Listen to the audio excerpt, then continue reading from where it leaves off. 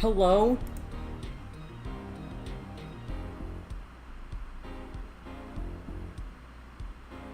Oh shit. Alright. So that worked. I should probably be a bit quieter. I sound loud. But the game is loud too. I'll have to think about that later. Who gives a shit? Yeah, I was just gonna live react. Like, just write down my thoughts at somewhere else, but that got old fast. So I thought, not doing anything today. So, here I am. In the description, I explained that I've seen the anime of which only shows the first trilogy. I've seen like 2 different people play the first trilogy. So that's basically all I know. Tumblr does like spoiling the 4th one, I think. But, I mean, everything's so out of context and confusing. Let me change my mic volume. Everything's so out of context and confusing, I don't really know what I know or what I don't know. I think I know this guy. Everyone ships him with Phoenix, but I think he's... Well, in case someone else is watching blind, I'm not gonna get into stuff, but everyone ships him with Phoenix, and that's fun. I guess. I don't know if they've heard of Iris, but okay.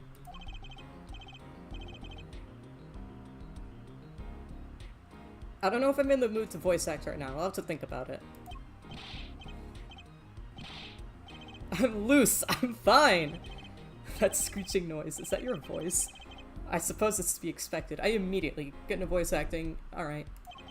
Your first trial, and it's a homicide. I guess justice doesn't start small, huh? I'm fine! I got up at 5 AM to do my Chords of Steel voice workout. I'm fine! What? Ah, that explains it. I did detect a certain rasping quality to your screech. I overdid it again. This guy's pathetic. He's already the funniest motherfucker. Oh lord, am I still too loud? It's in the yellow. Is that good or bad?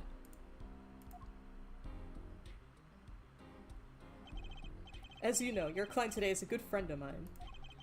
I wouldn't want to let him down, if you get my drift. Drift's gotten, sir! I'm all over that drift! He's reminding me of a... fucking Preston from Snapcube's, This is too loud, I can't think. From Murder of Sonic streams.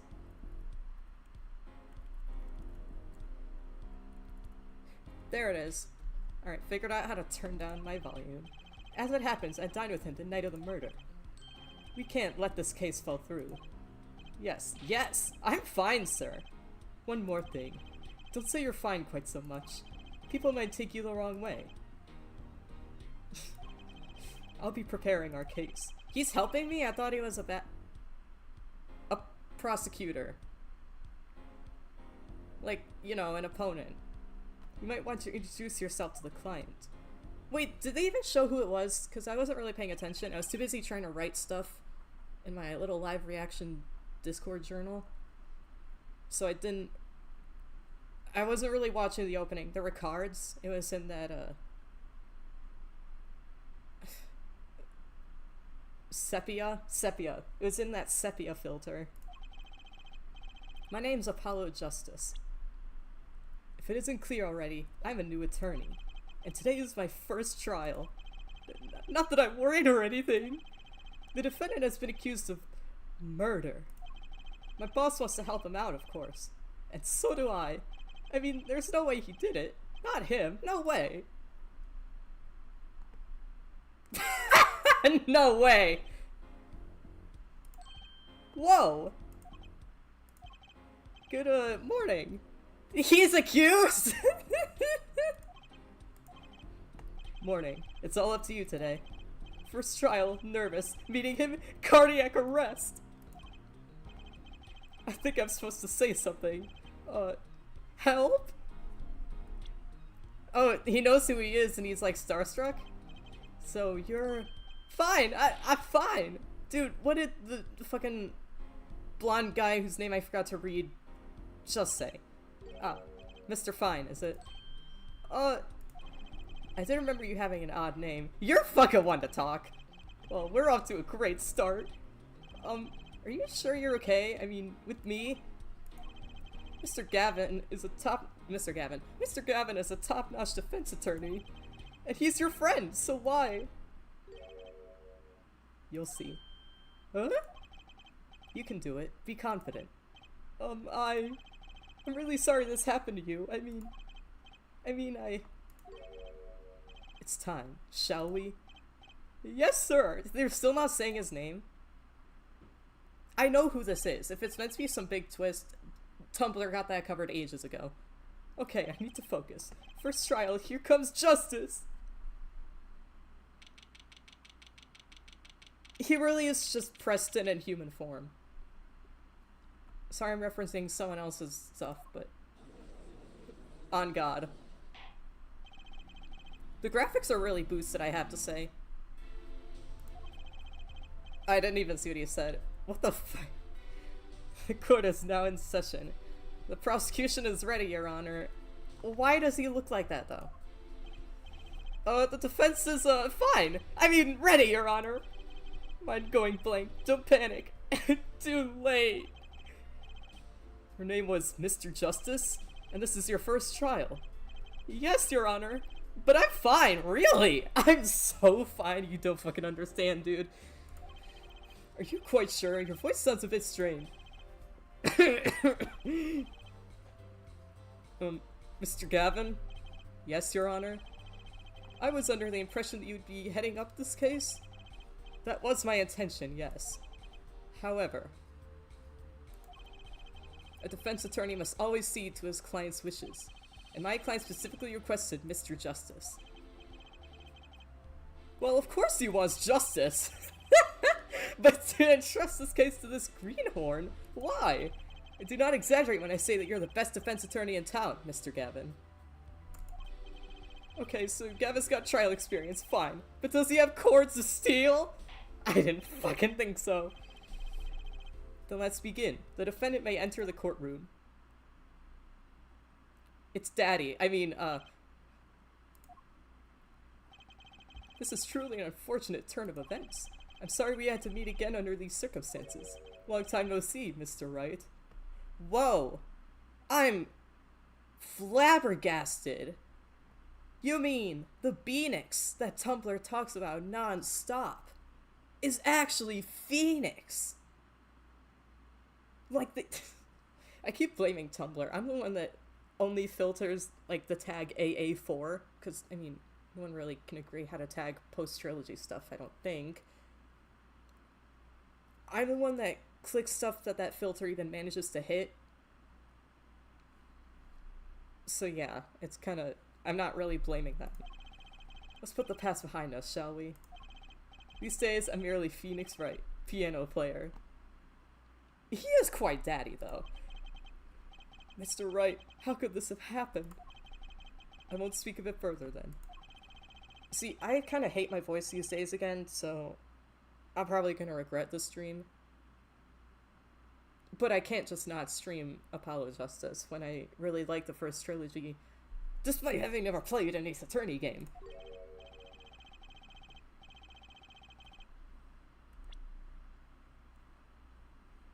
If the prosecution would be so kind as to explain the charges, Mr. Payne. To think, I saw you enter this room a fresh attorney, and now I'll see you leave in chains. Ah, Winston Payne, subtle as ever, I see. How could someone that hot have done it, though? The crime occurred at the Borscht Bowl Club, a Russian restaurant. I don't speak Russian, so... I don't even know its phonotactics. The defendant, Phoenix Wright, took the victim, a customer, and he hit him, wham, on the head, smack, killed him cold! A customer at the restaurant, you say? And the defendant, you say he was... the pianist for the club, it seems. Phoenix Wright. A pianist? This is the weapon that took the victim's life. A bottle of grape juice. Indeed it is juice. Grape juice is apparently our defendant's drink of choice. I did know that, though. The court accepts the deadly bottle as evidence. But how do we know it's the murder weapon? Is there blood on it? It doesn't look like it's broken or anything. Okay, I meant to click... whatever. Something to note, Justice. All evidence is filed in the court record. Make a practice of checking it frequently. Yeah, I wanna zoom in on shit. 929XX3. Is that gonna be important? I really hope that's important at some point. What? Oh shit, it is! There are many numbers like it, but this one is mine. Proof that I'm an attorney. To tell the truth, I get a happy feeling inside just looking at it.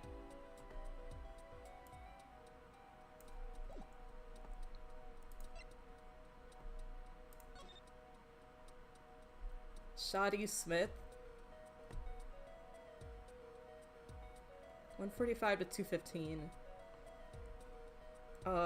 Bonked in the noggin. And there he is. Good for him, good for- Oh, is there something else I should look at here? How's he got 2 aces of hearts? That's a little sus, man. But how do we know this was the weapon? Bottle's completely empty. Thanks, Apollo. Who's here?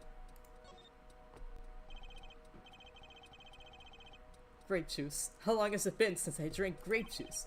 Apparently it's Mr. Wright's favorite drink. I wonder how well it goes with borscht, whatever that is.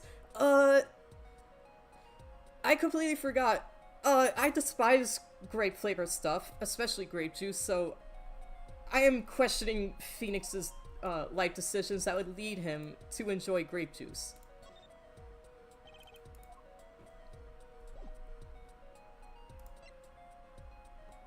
Boss at Gavin Law versus first-rate defense attorney and my trusted mentor. Pianist. Formerly an ace defense attorney for some renown. He was formerly an ace attorney! But alas! Oh, he's 33. Victim in this case, a traveler only recently back in country. Prosecuting attorney, for all his experience, he lacks a certain presence. He's 61. Right, I've heard of that. You see, yeah, sorry man, I already did that, so I'm skipping this. Yeah, I did. Just who was this, Shoddy Smith fellow? I believe he was a traveler, Your Honor. A traveler? According to his passport, he'd been out of the country for a number of years. He'd only returned to this country recently, though his place of residence is unclear. And he has some sort of connection with the defendant. That too is unclear at present, Your Honor. So you got nothing! The bottle is clean, undamaged, and they don't know each other. We believe they met at the Borscht Bowl Club on the night of the crime.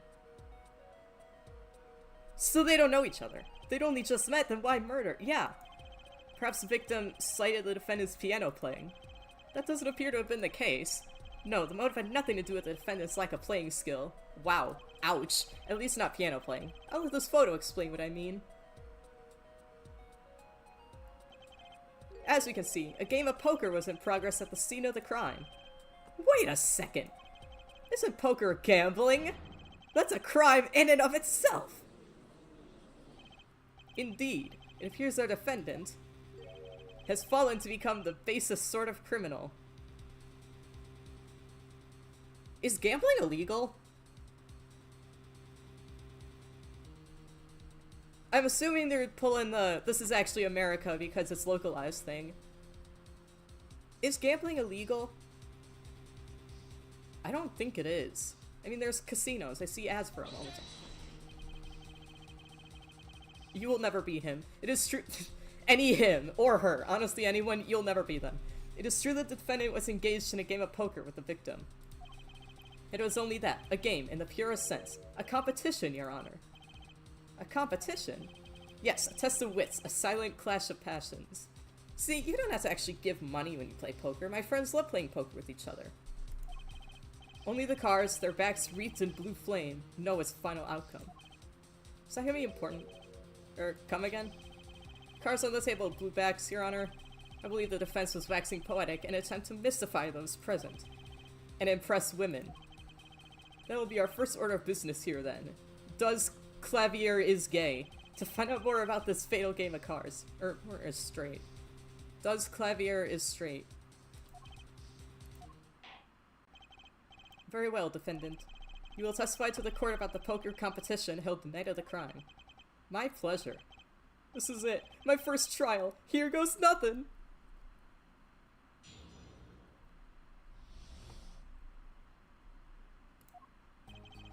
I'm a pianist by trade, but I can hardly play at all.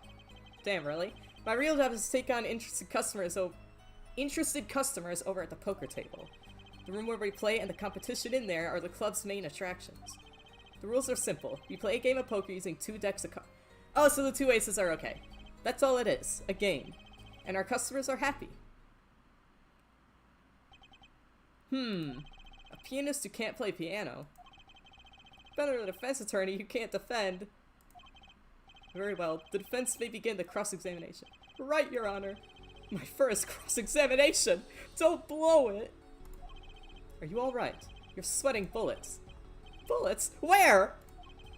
It's a figure of speech, Justice. Your voice sounds strained and raspy, too. My brain feels strained and raspy, sir! You've watched me perform cross-examinations many times. Though you've never done one yourself, have you? Care for a refresher? I love that sprite. That's genius. What to do? Should I ask Mr. Gavin for a refresher course at cross-examination? Yeah, I've actually never played a game, so... Better safe than sorry, especially this early in Apollo Justice Ace Attorney Trilogy. Yes, teach me! I know nothing! I've only watched random streamers, and they're edited, so I don't even know the entire context of the things they're showing me. And I watched an anime that apparently everyone hates. I feel like I'm just ripping off other streamers. I'm sorry, I'm not funny. Indeed, your job, Justice, is to be mindful of the court record and the testimony. Look for inconsistencies in the testimony with what the court record tells you. I'm not reading anymore. My brain shut off. I'm too distracted by me just being a blatant RTGame ripoff. Mindful of the court record and the testimony. So think about both and compare them in your head. Found any inconsistency, that's when you present the conflicting evidence from the court record with E. But I didn't hear anything strange at all in the testimony just now. A good sign they need to press the witness with Q for more information. Press him? Don't let the fact that he's a remarkable man hold you back. Get more information. Why am I pressing R guy though? Oh, that's just how it works, isn't it? But isn't Mr. Wright my client? Exactly. Also, I don't like that I'm wearing a beanie right now too. I feel like they're bullying me. I also haven't shaved in ages. Well, think you can do it. Sorry, I can't voice act either. This is just all falling apart. Yes, thank you, sir. I think I could do it. I think you'd better, or we're gonna have a problem. Just remember, find any inconsistencies, any lies in the testimony, and reveal them to the court. That is cross-examination. Learn it, know it, do it. Inconsistencies, lies, Phoenix Wright. As if Phoenix Wright would never lie. And it's I don't think you paid attention to his career in the courtroom, and it's up to me to prove it. Defense may begin to cross-examination.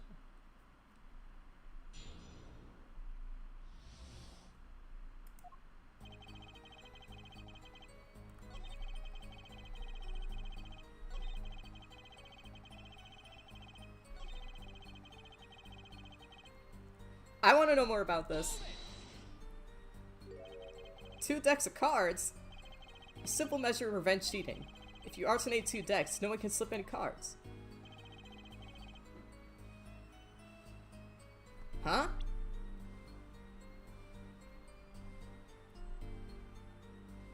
Do you mean like there's already like 2 aces of hearts, so it doesn't matter if they slip in another? Or... no, it's like they put in like a second ace of hearts, but then you just yeet that one and put in a different one. Well, now they're fucked. Because now their cheating was just undone. In addition to the cards on the table, there's some lying scattered on the floor. Precisely. Cards on the table, cards upon the floor, each one forming a complete deck. A crime scene painted blue by a sad sweep of cards. It's poetic, really. Incidentally, we use 2 types of cards at the club. One deck of cards was red, the other blue.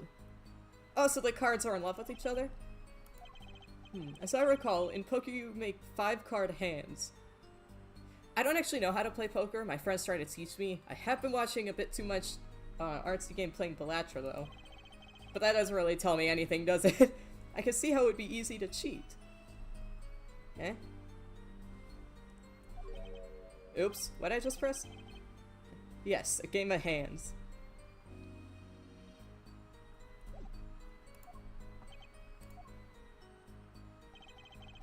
That's all it is, a game, and our customers are happy.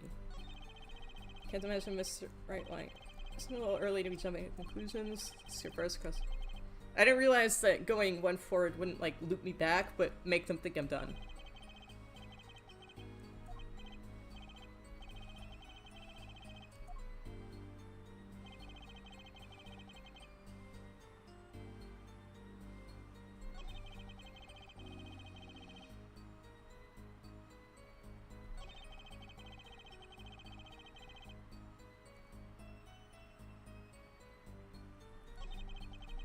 See, I don't know what I'm supposed to be pressing. This all just kind of makes sense.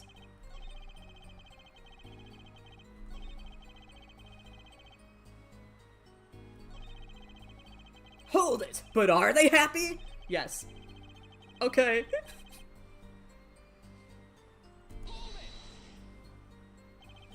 Oh yeah, what's so special about the room, though? It has quite a history, actually. The Borscht Bowl Club used to be a gathering spot for black market types back in the day. Black market? All in the past. Things like the black market are only on the silver screen nowadays. Suffice it to say that there were a lot of deals being made under the table. Right there in that room. The smoky room gambling hoods, you know. Just looking at this picture makes me feel bad. The bosses gather around the table, cutting deals safe from the eyes of the law. Meanwhile, a goon keeps watch through the small window. I can practically picture it now. There is a window, interesting. The window does look like it would be good for keeping a lookout, but little else. There might be a few other tricks to it. It was common knowledge to our regulars. Also, a regular could have known about, like, a secret passage, you say? Oh, but you're a regular, so that wouldn't help you. At any rate, they come to play poker in a room steeped in history. No, but just the fact that anyone else could know of, like, a secret way to kill someone and slip out. That's pretty sus. I think I gotta press that more. At any rate, they come to play poker in a room steeped in history. Despite the dark past, it was all just good, clean fun.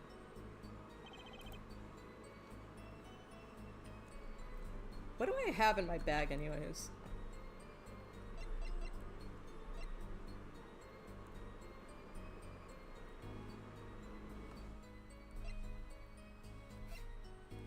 Do I dare pull an RTGame? I can't stop referencing him. I feel like a piggyback or thing.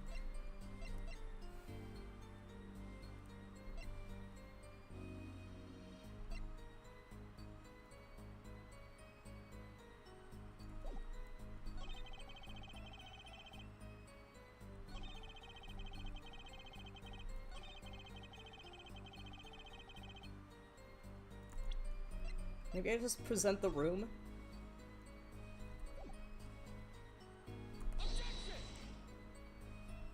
Oh, I'm already red. I got an achievement for presenting evidence. In general, or did I do it right? Witness's statement is clearly faulty, Your Honor. I'm sorry, but I can see nothing faulty. Fortunately, I'll have to penalize you, Mr. Justice. Ugh, I must be on the wrong track. Dude, what the fuck do I do? They pay you just to play poker?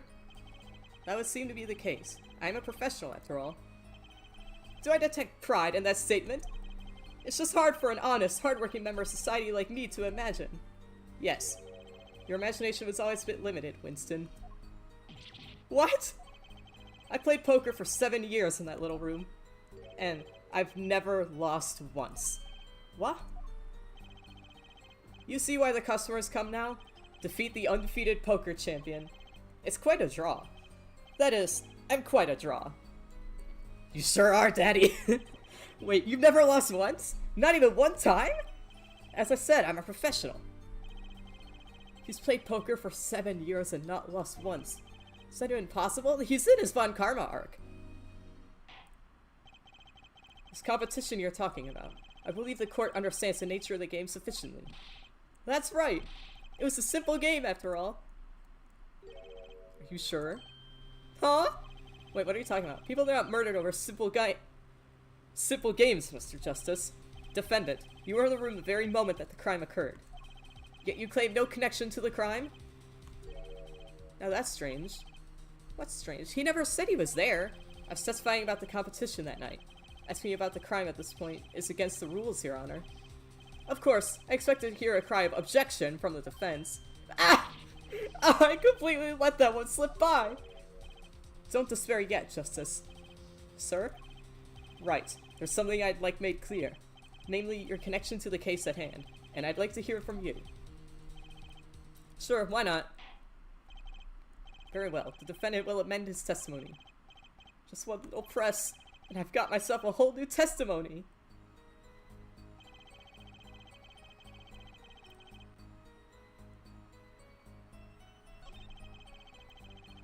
Oh, so he added like another menu at the end. I plead silence regarding the murder. But I will say I never touched a murder weapon. But you did, though. Bruh. You... Objection? Yes, you did. Wait, I know. He's playing me, because this isn't the murder weapon. I already know that. This bottle could not have committed blunt force trauma. It's pristine. So you say you didn't touch the murder weapon. This grape juice bottle, right? So I said. Wait, now I'm lost. He just admitted... He just pointed out that the bottle is the murder weapon, but he's like, I never touched it. Yeah, you did. Something the matter, Mr. Justice? Too bad our new defense attorney never learned how to play dumb. What's this, Mr. Payne? I examined the bottle in question, you see, and it was covered with the defendant's fingerprints.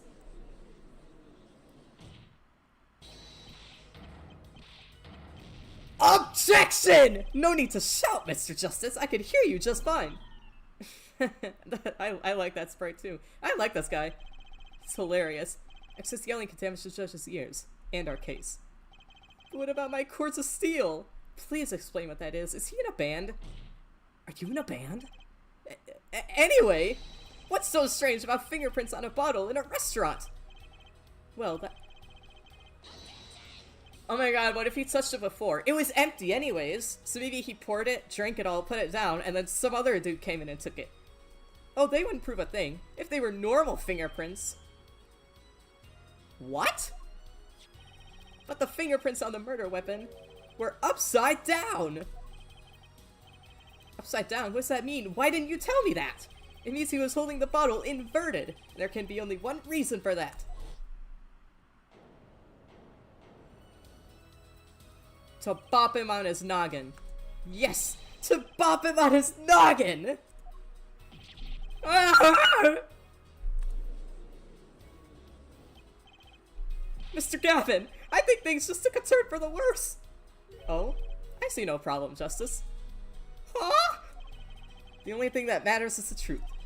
There's a good reason for everything, you'll see. Defendant, can you explain your fingerprints on this bottle to the court? I stand by my plea of silence regarding the murder. For now. Not very cooperative, are you? This could hurt your case. I'm sure he's uncooperative because he's hiding something. There must be some reason. Your Honor, you seem to have forgotten something. And what might that be, Mr. Gavin? On the night of the crime, who was it who reported the murder to the police? Reported? Well, that was the defendant, Mr. Wright. But still, that doesn't... Why would Phoenix self-report? Really? Yes, well, according to the case file. The murder was reported from near the scene by a call from the defendant's cell phone. Near the scene? Let's take a look at a diagram of the murder scene, shall we? The victim was murdered in a small room in a basement 2 floors down from ground level.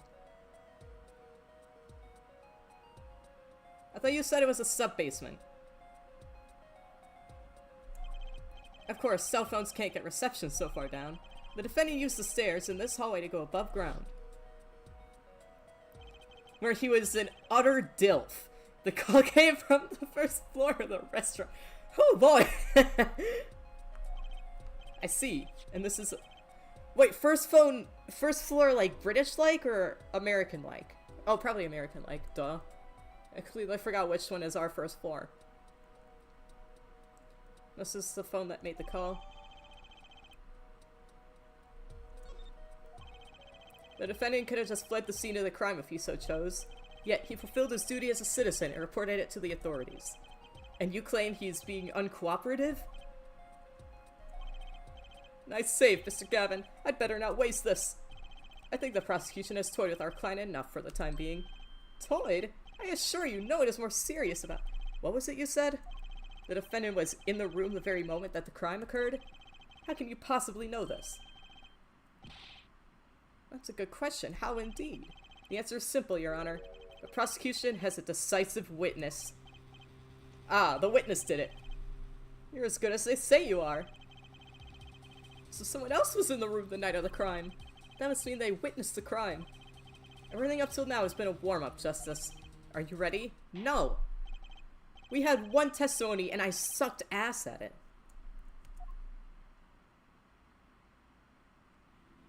Well, she's adorable. The witness will state her name and profession. Hold on just a moment! Where's the witness? I surmise that she has been frightened by the defense's demonic-looking horns. That's incredible. So use the little hair gel. Relax, people! Have no fear. If any horns point in your direction, this court will cut them off. You are sure? I swear it on my gavel. Please, come out. Isn't violence against hair a crime, Your Honor? Well, if you're sure it is okay. Oh, am I supposed to be doing a Russian accent? I don't know Russian phonotactics enough to emulate any sort of accent. I also suck at accents. Wait a minute. What's going on?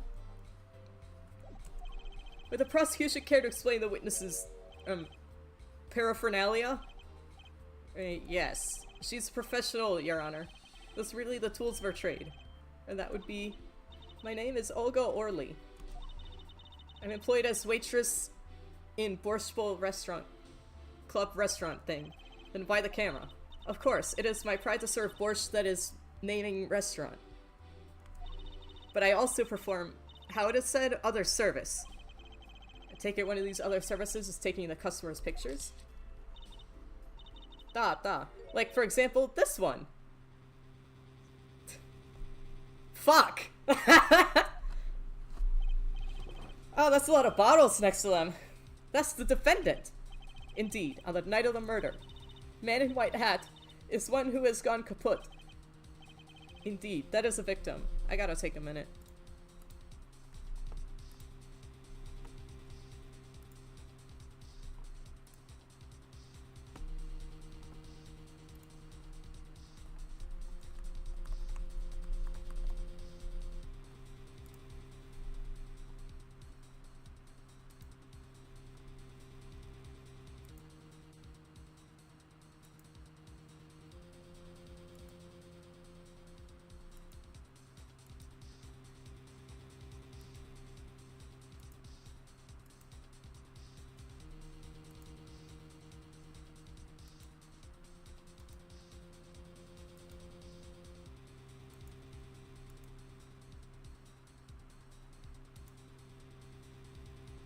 Alright, 6 vowels. A, E, I, O, U. But E can be something else, but I don't know what it is, so I'm just gonna skip that part.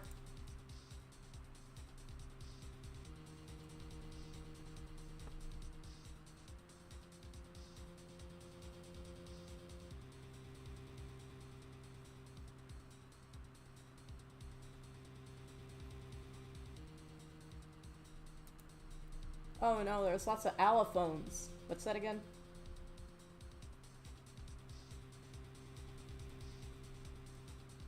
Oh, like depending on where it is in the word. Could be or eh.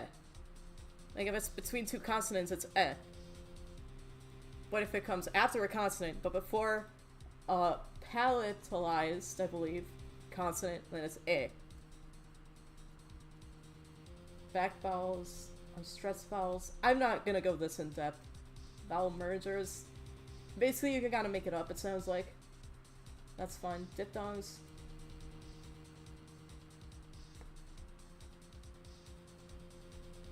consonants. Let's see what we got here.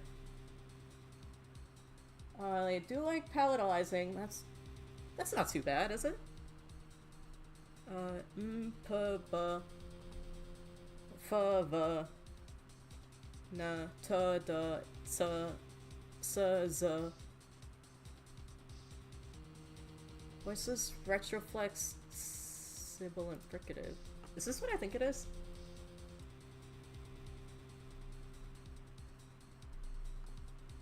Ooh, it's the Chinese SH.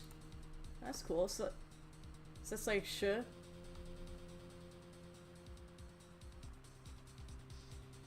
And je.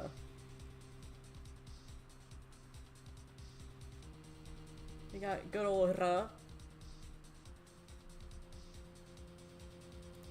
What's this? This is in Chinese too.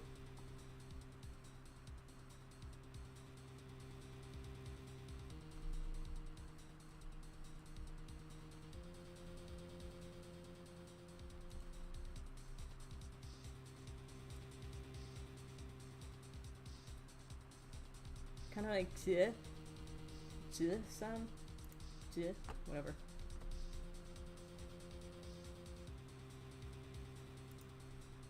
They also got that voiced. Apparently it's not in Mandarin, so I'm kind of lost now. We got ya, ka, ga.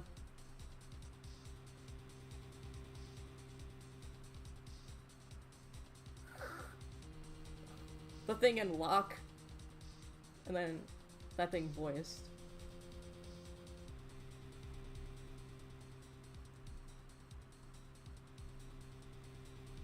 You know what, I'm not gonna teach myself Russian phonology right now. I just realized I've already spent way too long focusing on this. I don't care that much. I wouldn't even know how to apply all this, especially when it's English accent and it's trying to describe the actual language. Order, order. This is quite a piece of evidence to casually drop into our laps. It is the same way as I want to try a little bit. It is the same way as I drop... I'm just messing it up and I feel like I'm stereotyping. It is the same way as I drop cold bowls of borscht on laps of customers, casually. And the court will casually accept this new evidence. Now, witness. Where were you at the time of the murder? I was in room. The hideout, we call it. Excuse me? The hideout? It is room where famous gangster bad guy was arrested. And room where murder took place. What? Your look of utter surprise. It is lovely. So she was at the scene of the crime? I will post my courtroom door later for you. Photos will be numbered and you will write which ones you want a copy of. So there were 3 people in the room at the time of the crime. The victim, Shadi Smith, Mr. Wright, and Olga Orly, our witness. And if Mr. Wright isn't the killer, that means... Very well, witness. You will testify to the court about that night's events.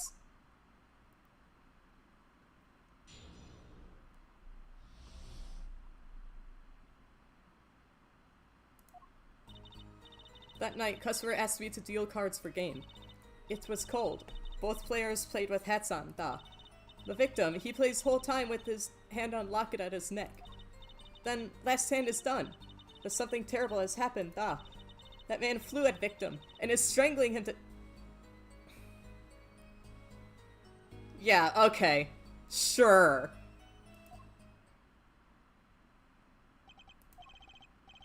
And suddenly, who won the game? Isn't it obvious? The winner was the victim, Mr. Smith! Phoenix doesn't lose! That's ridiculous! Because Mr. Wright can't lose! Justice? Maybe you could come up with a more legitimate objection?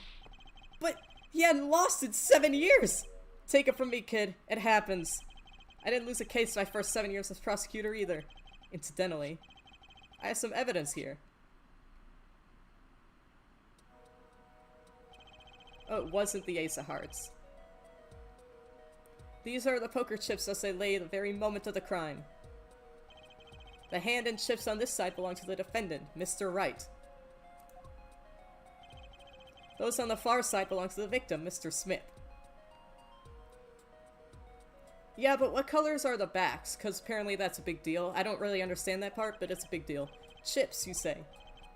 Duh. I mean, yes! Imagine that poker is war. Your hand is your army, and the chips are the spoils.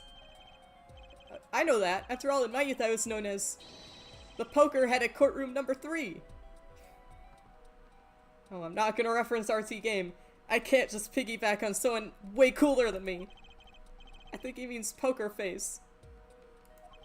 Looking at this picture, it does seem that most of the chips are on the victim's side of the table. I also can't reference Snapcube. I'm not gonna do a fucking chip Sonic Unleashed impression.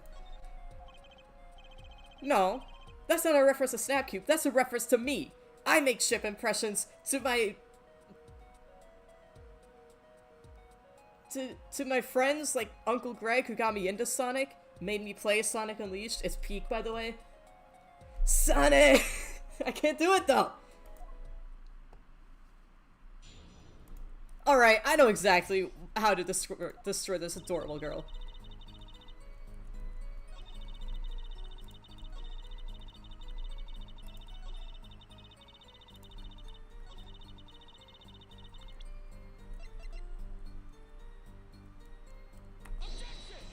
Objection! What the fuck are you talking about? Oh, wrong one. It clearly contradicts the... I thought...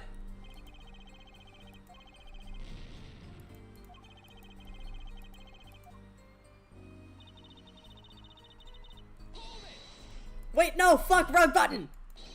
But the defendant would never do such a thing. Apollo.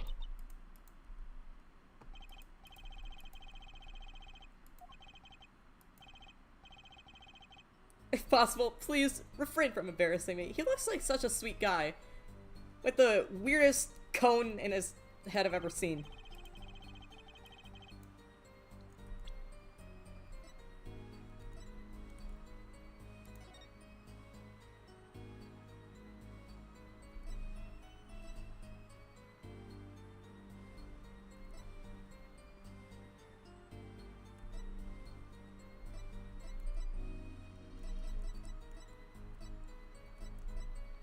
Subtitles?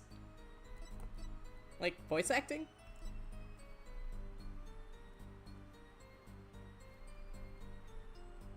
I don't see a way to make the text scroll faster. I don't want it to go faster when on auto mode. I'm already struggling to keep up with that shit. Perhaps it is because defendant had lost game? I'm straight up guessing on the accent. I'm very sorry. I did not feel like learning Russian phonology for this. And it was just confusing me. So it always is with men like him. Winners make sore losers. Oh, how the mighty fall in love. Go ahead, I believe you know what it is you need to do. Right, sir, leave it to me. I do know, I just can't press button. Victim, Shady Smith, Mr. Right. Yeah, I know. Wasn't there just something about a way to skip this text?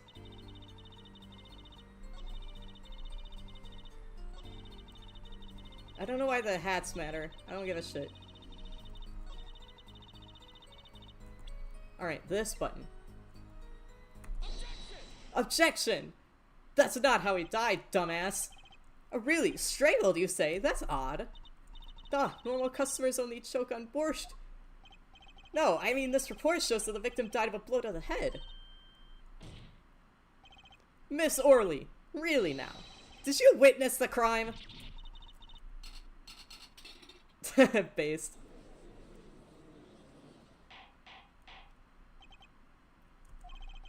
Looking at the picture, it doesn't seem like he was hit. He's still wearing his hat and everything. Oh, I should probably check if my volume's good. Oh god, the game is super quiet. Oh, I'm so loud and that's disgusting. I hate my voice. Turn the game up a bit, which is not easy to do when it's muted right now. Or silent, whatever. Yes, it is a fact that he was hit, Your Honor. Here's a photo we took of the victim with his hat off during investigation. Well, that's quite shocking, isn't it? This head certainly was hit. What are they talking about, though? I wasn't looking.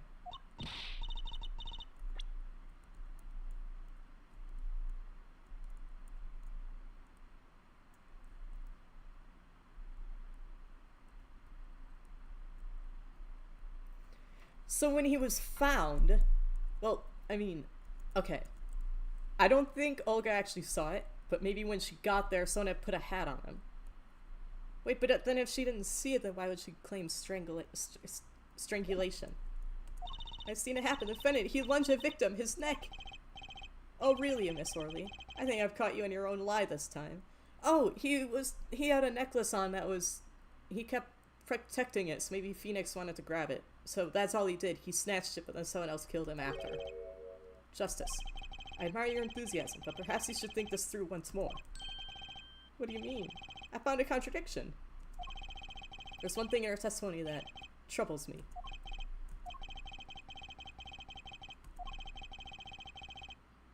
There's such a thing as thinking too much. This horse is dead. Let's stop beating it. There's such a thing as thinking aloud too much, too. Wow. Musper asked me to deal cards for game. It was cold. Both players played with hats.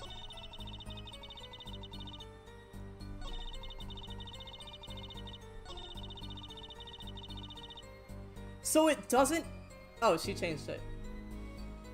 After he tried to strangle him, he hit him with the bottle instead. What are you talking about?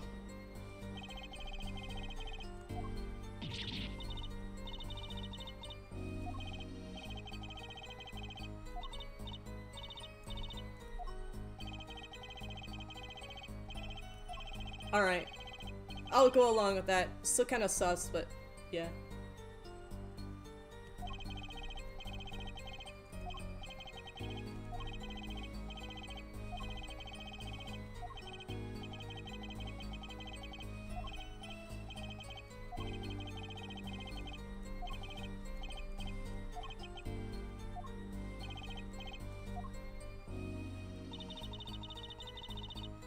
Why you? You were dealing cards. Do you do this often? Ah, I am doing this.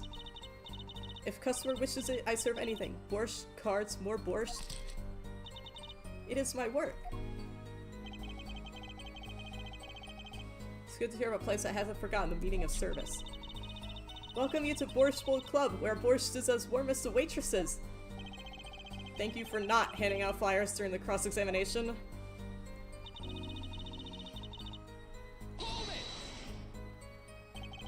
It's already April. How could it be cold?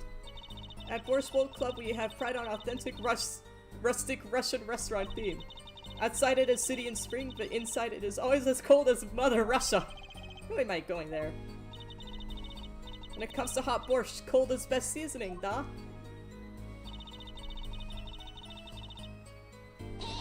Why? His locket. I believe it was good luck charm, da? He gripped it many times as he played that night. Yes, he must have felt as though it might carry him to the moon and the stars. But if it were small enough to fit around his neck, it wouldn't have much lift. The defense would like a clarification. This is a locket we're talking about? I mean, a pendant with a picture in it, right? Not a rocket? Oh, of course! I knew that! I didn't get the joke. I get it now.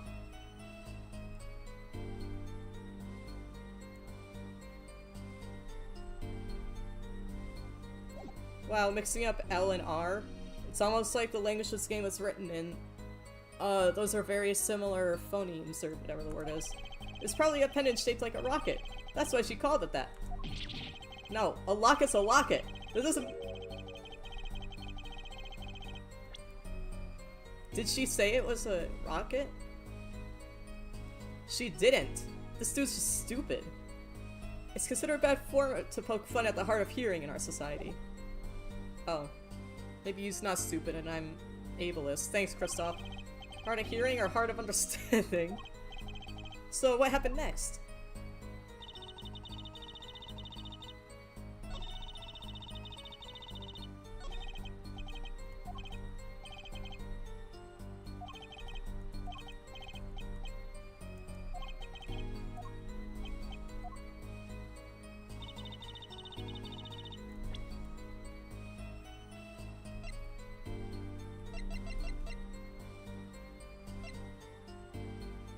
Hat removed during investigation.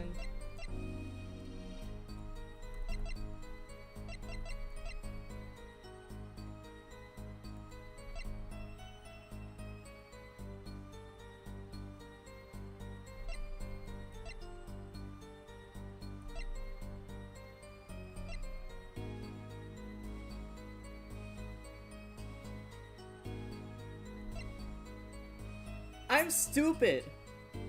I don't understand.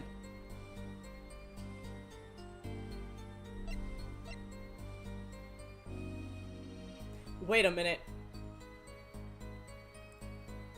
So, she was a dealer, and despite Phoenix being like a godly poker player, this dude got that apparently great hand.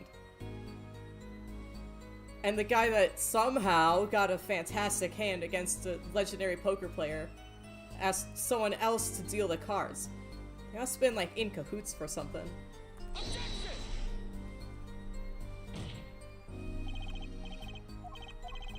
I don't think I understand how presenting works. It's meant to disprove something, not add more details, right?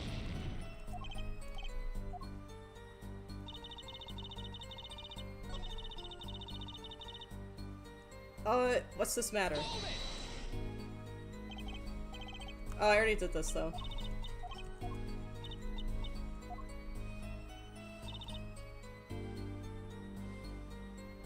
Oh yeah, why? Did I already say that too? Yeah.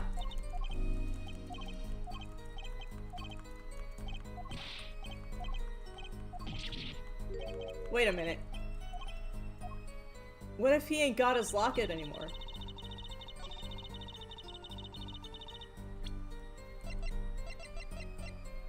He's not wearing one! Objection!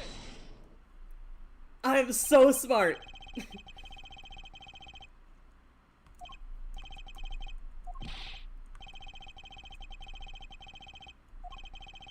Follow testimony, Your Honor.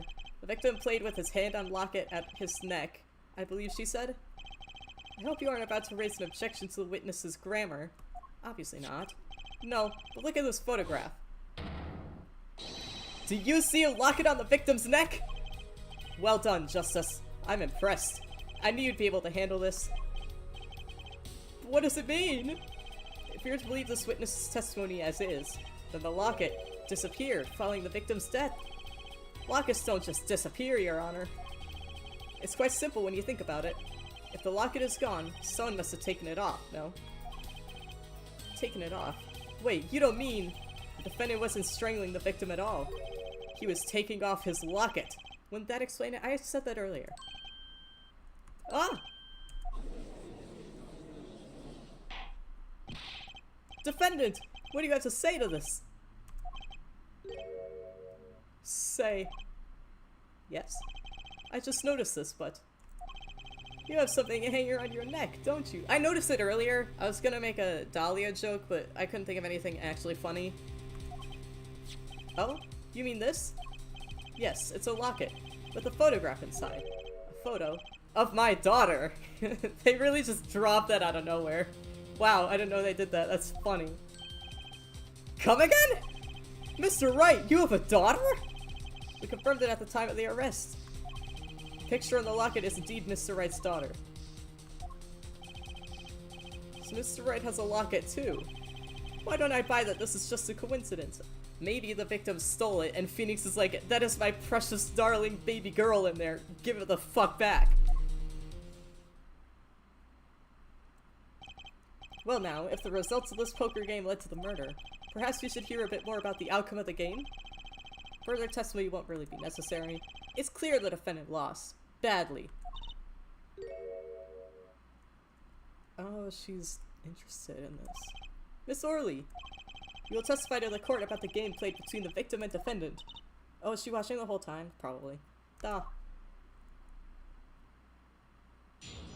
That means yes, by the way.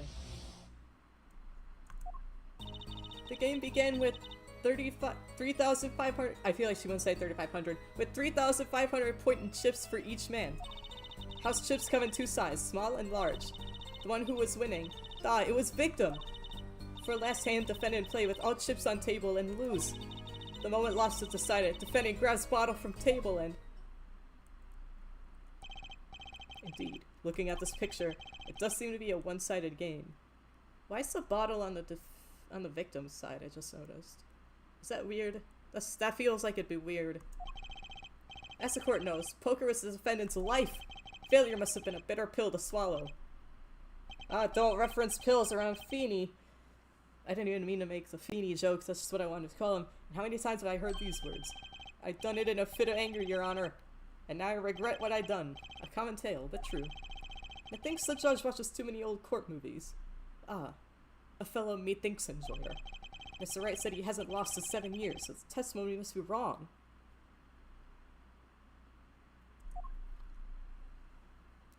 But what if Phoenix was excluding today? The game began with... Why, though? Are the chips in this photo all the chips that were used? Duh. Duh, of course.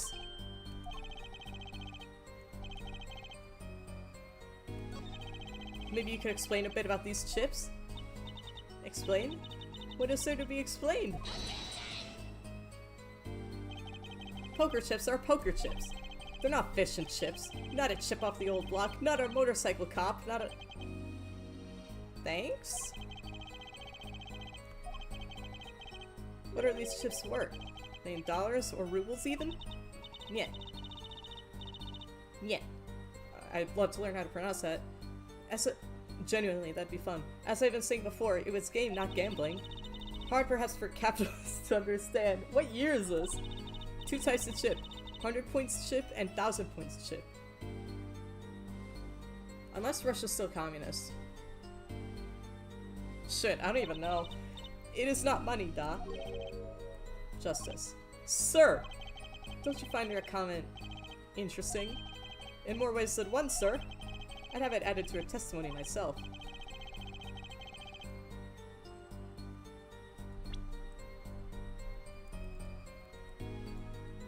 Hundred and thousand.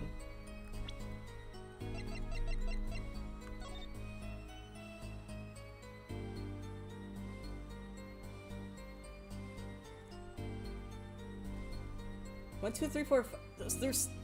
So, red is the smaller one? 1, 2, 3, 4, 5, 6. 1, 2, 3, 4, 5, 6, 7, 8, 9, 10.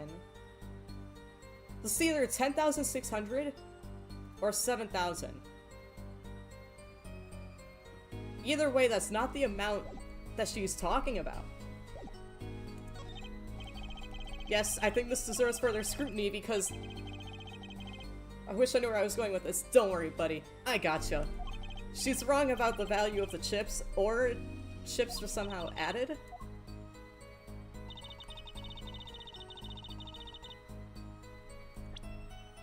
Wait, I should probably check what she says after this, in case this isn't the statement I want to press on.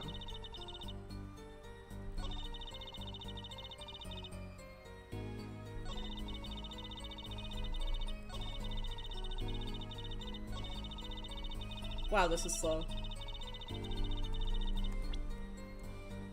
Wait, maybe I should actually press on...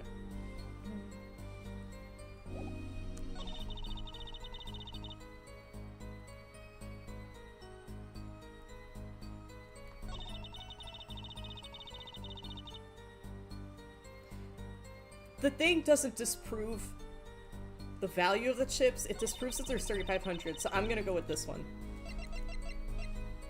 Objection! You're sure it was a victim who won? Absolutely sure. It seems our new attorney is a bit confused. A glance at the picture is enough to tell you who won. If you're not in kindergarten. Just for safety's sake, can you explain the problem to the court? Of course, Your Honor. In this photo, I see small chips and I see... Oh. Can you add chips as you go? Maybe I don't understand how poker works.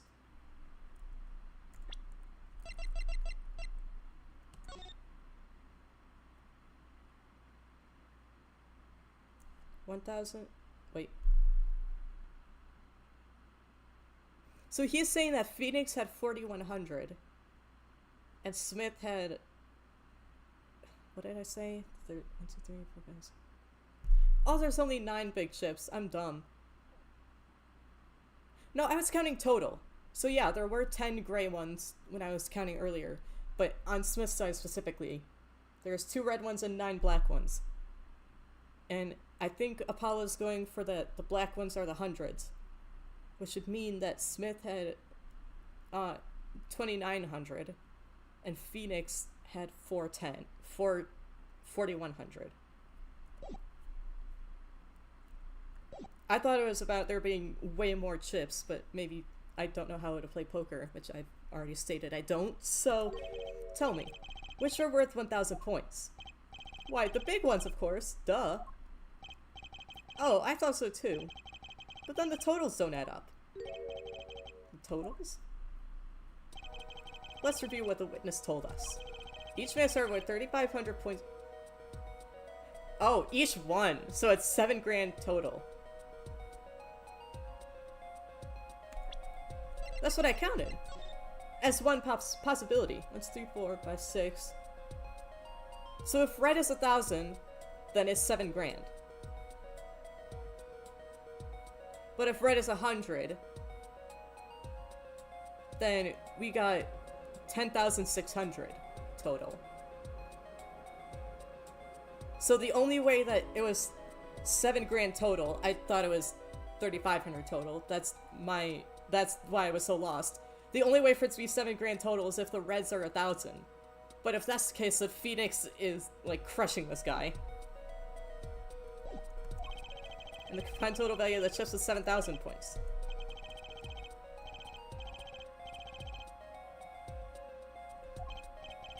They are, Your Honor. Now! Trust me, I majored in math. Until I didn't. That's some lore for another day. Look at this photo that allegedly shows all the chips. If the big chips are worth 1,000 points, and the small chips are worth 100, and you add them up, that's 10,600. How much is it, 10,600? Do it yourself. You're in kindergarten, are you? Say that out loud, it'd be really funny. Anyways, it's 10,600.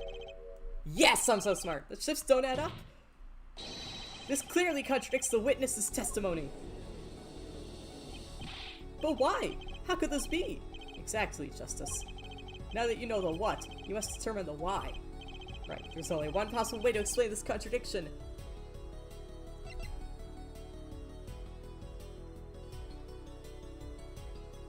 No, they're right. It's just that the values are different. Each man began the game with 3,500 points. If all the chips are indeed shown in this photograph, then there can be only one answer. Well, what is it? The value of the chips was the other way around. Want to know what I think? The small chips were worth 1,000 points, not the big ones! Madness!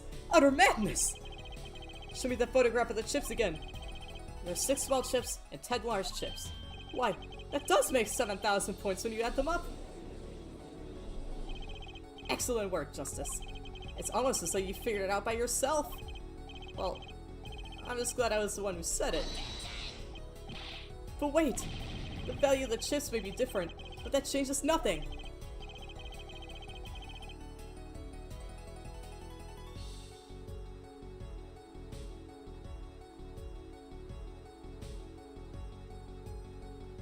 Indeed, the victim did have the larger number of chips still. Are you guys fucking brain dead?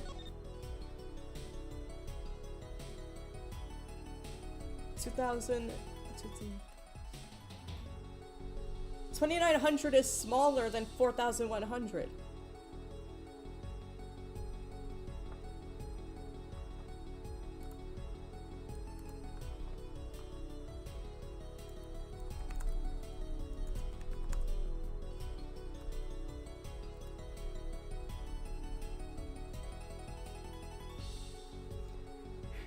I'm going to explode. I'm pulling something up.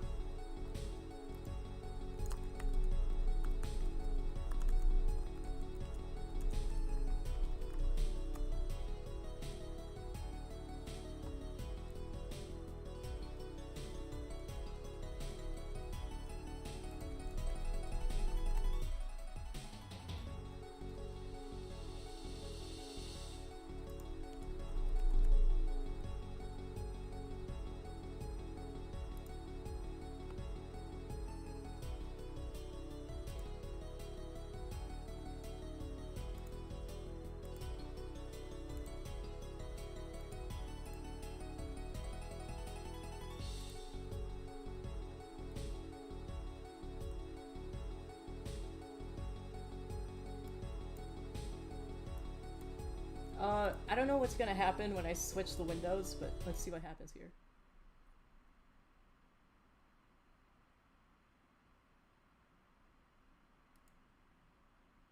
Oh, good.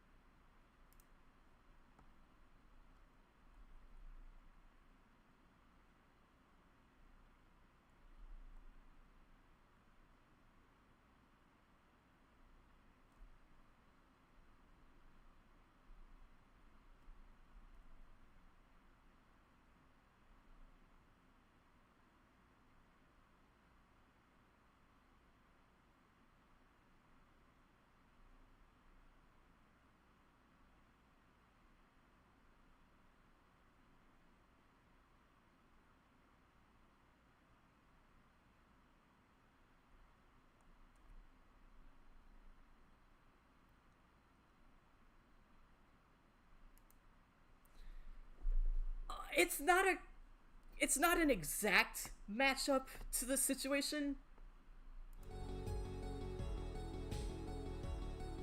I hope you could hear that. I don't even know. Who cares? Who gives a shit?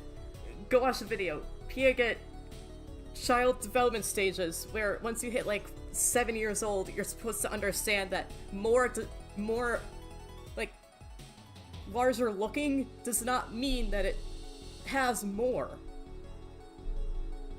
That's what I'm trying to get at here. The judge is like, oh, the victim had more points though because he had more physical chip items. That's not how it works. Just because it physically looks larger doesn't mean it actually is. You have to take the actual like data and like amounts into account. What on God's gray earth are you talking about? I'm going to shit myself. What the fuck? Why? Ah! Exactly. You took longer than a 7-year-old child to put this one together, but if the small ships are 1,000 points and the large ships are 100, let's do a little math. Again, actually it's not important what I used to major in. Let's add up the points for each side of the table. The victim, Mr. Smith, had 2,900 points, I've been saying this for a while, and the defendant had 4,100 points. Well now, it seems that Mr. Wright was winning that night after all. That's impossible! My client had even less reason to kill the victim. After all, he was winning! Get fucked. Now, Miss Orley, you must have known the true value of the chips, since you were there at the scene of the crime. Weren't you? I still love that. Order! Order! It appears our defendant has lost his motive, and Mr. Wright's supposed defeat never happened. We must now ask ourselves whether we can trust the witness's testimony. Excuse me? What is it, Miss Orley? I did not want to be saying this, but actually, you see, See what, Miss Orley? What do we see? In the last hand, there was cheat! It's about the card backs, I guarantee it. Because they brought that up like it was some big detail, I knew I had to come back. A trick! A scam. They're all the same thing! Yes, there was cheat in last hand. That is why game ends with chips as they are. Great, just great. First we have lying, now cheating. Or is she saying that Phoenix cheated? That would be motive if the guy found out and Phoenix like, don't fucking tell anybody. Well, this case certainly has taken a turn for the interesting.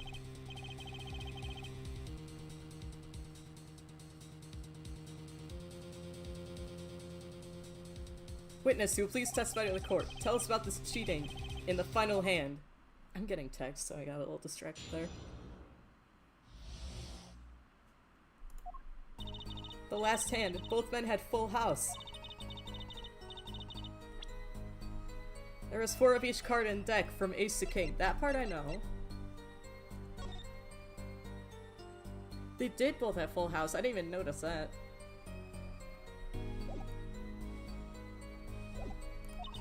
If you look at both men's hands, cheat is more obvious.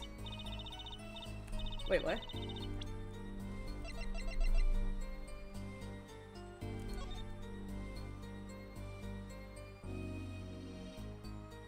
Where? It's not like either of them have duplicates.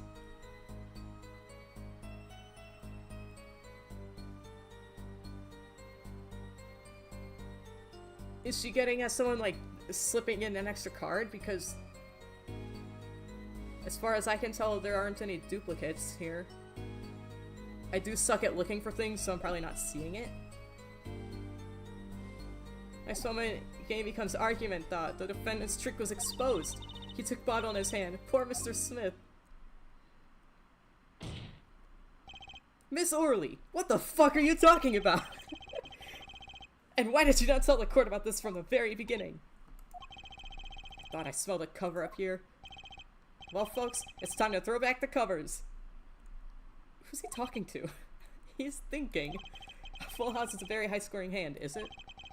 I thought it was, like, moderate in Luigi Poker. Not easy to make in any case. Oh, Luigi Poker is different, though. That didn't even have, values. It just had faces, or suits. But then there were, like, 7 suits. It was kind of funny. Let alone is enough to suspect less than scrupulous tactics. Mr. Gavin? What's a full house? Lawyers these days. You don't know your poker? I can't say this bodes well for your case, or career. What is this, some kind of secret court poker ring? What does me knowing poker have anything to do with this? What does me as well knowing poker have anything to do with this? I don't know poker. I'm lucky I know what a full house is. Justice, you know the terms 1 pair, 2 pair, and 3 of a kind, yes? Yeah, no problem. 2 cards with the same number makes a pair, and 3 makes a 3 of a kind. Pretty self-explanatory. Actually, no, it's not, because I honestly thought it related to suit. That would make sense too, wouldn't it? Good, now picture a hand with 1 pair, and 1 3 of a kind. That's a full house. That doesn't sound very easy to make, does it? Almost like Payne just said that! Or maybe Crystaahll, I'm not paying attention anymore. You can see each player's hand in this photo. Wow, they both have full houses. We forget, there's an easy way to make a full house, and go undefeated for 7 years. You cheat. Defense may cross-examine the witness. Interesting, interesting. We're calling Phoenix a cheater. You did cheat in the last hand. That still leaves one important question. Mr. Wright lost that hand. He did. Why would he cheat to be worse? Who's ever heard of a professional con man losing when they cheat?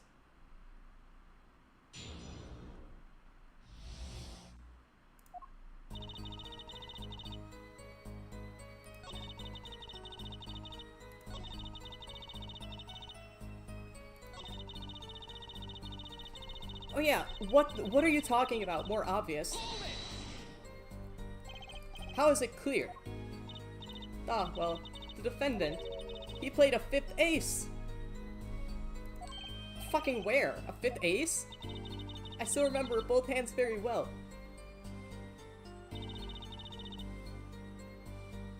Mr. Smith's hand has 3 aces. No, it doesn't. What? What are you talking about? And Mr. Wright's too. Obviously, cheating was afoot. I'm not looking at the evidence, by the way. Or perhaps I should say, a hand. Your Honor, perhaps this can be added to the testimony? Without Mr. Payne's joke, by the way, because it didn't even make sense. Very well. The witness will add this detail to her testimony, please.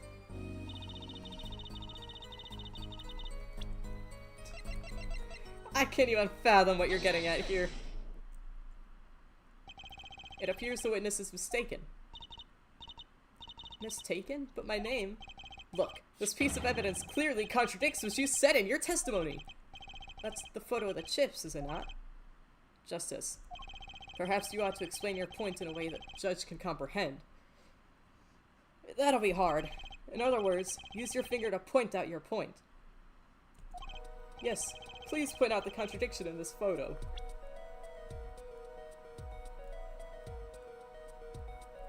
Cause I can't see! Well, how about the fact that that's 2 aces?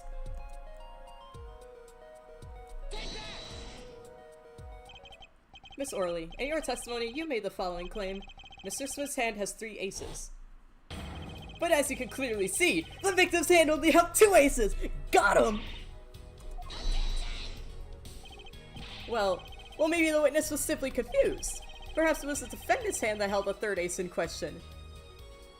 Not only does that not make sense considering Phoenix lost the hand, he also only had 2 aces! Take another look at the evidence. Please, for the love of God, open your eyes! As you can see, the defendant also had 2 aces in his hand.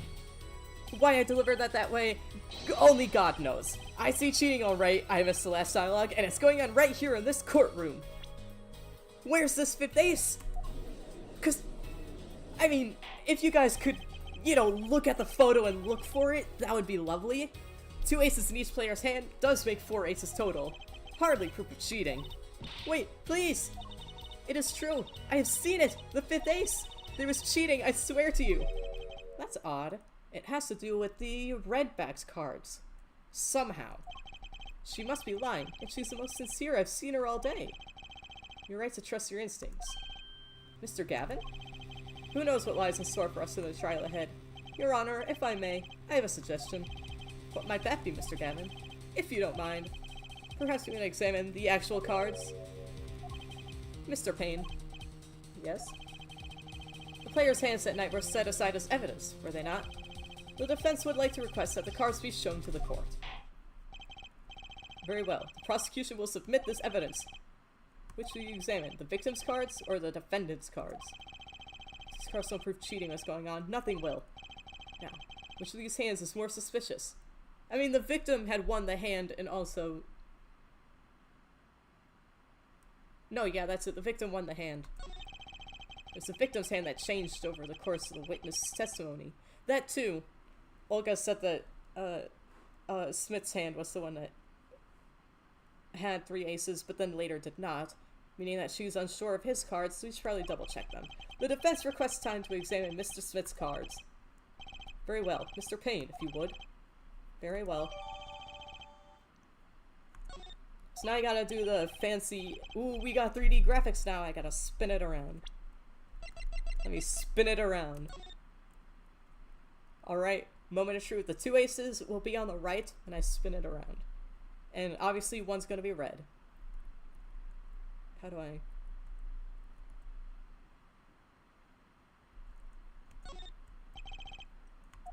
No, yeah, I know.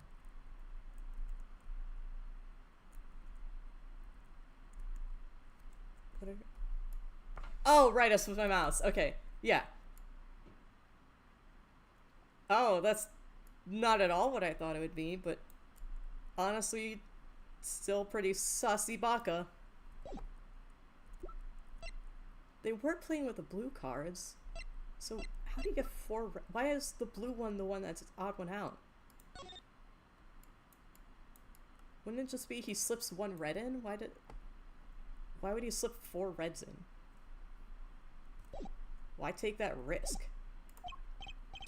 Yes, sir. Oh, which was it? One of the kings was an authentic blue. Maybe...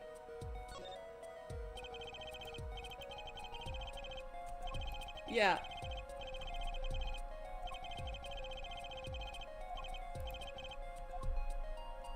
No, yeah, I already did that.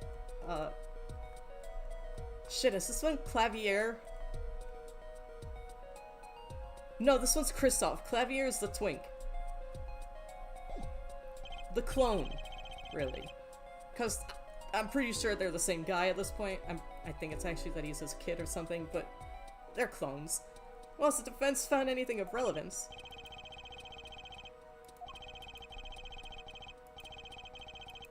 Oh, I actually have to click on it.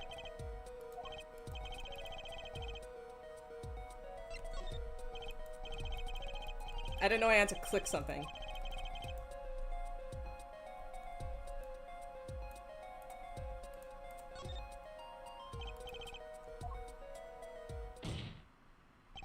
Your Honor! Look at this! One of the victim's cards! The back is a different color! That's impossible! But I put that card in Wright's hand. You what? What was that, Miss Orley? Yeah, I merely said die. Your Honor? Mr. Gavin, yes? Tell me, what is the easiest way to cheat at poker? To cheat? I don't know why I keep giving Crystaahll here the cadence of, like, when Bug and I make fun of being YouTubers. Or just like that funny cadence when we're being goofy, like, Yukari, kill this man. Or no, I remember now, it's the editor voice. I don't know why I give Crystaahll the editor voice. Editor, insert this image. Tell me, what's the easiest way to cheat at poker? I'll tell you. One merely needs a friend, a comrade, shall we say. The dealer! Ah! Wait, so you mean... this witness, Miss Orley. She's a cheater. A professional, I'd wager.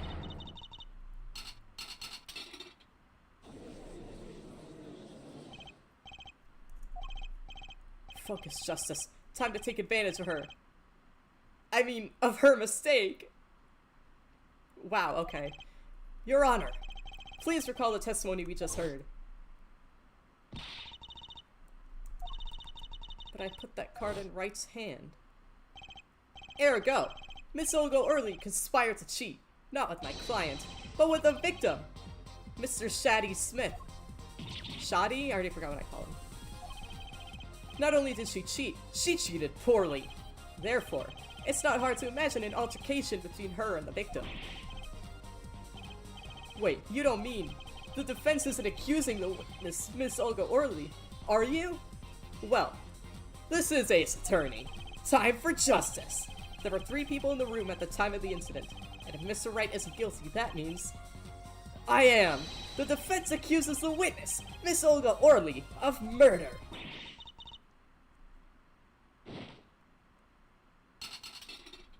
And it's still perfect. What's in there? Is that a lobster? Mr. Payne, where is your witness, Miss Olga Orley? It appears she's lost consciousness, Your Honor. Mr. Justice? Your Honor, it seems you presented a new possibility to the court. Would you like to play Catherine full body over? One suggesting a connection between the witness and the victim, Mr. Smith. And that means this court cannot pronounce a verdict for the defendant at this time. What? I did it! I held out! I see no point in prolonging the trial this day. The prosecution will need to make further inquiries. Objection!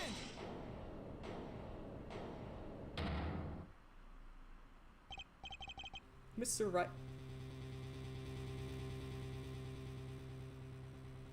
That is disgusting! What?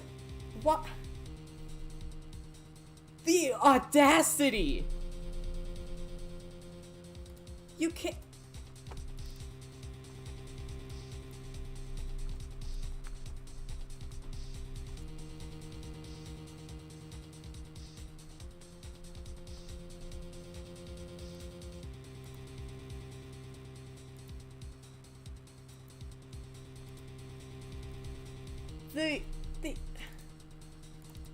You can't do that!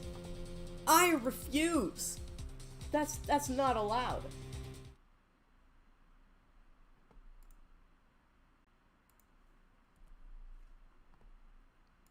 Does this even play the audio?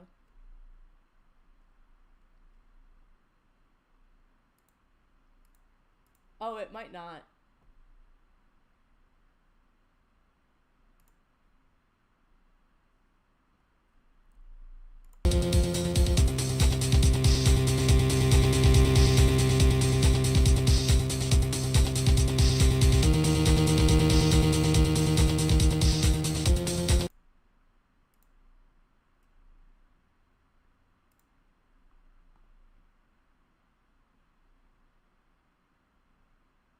do I catch audio from a specific window?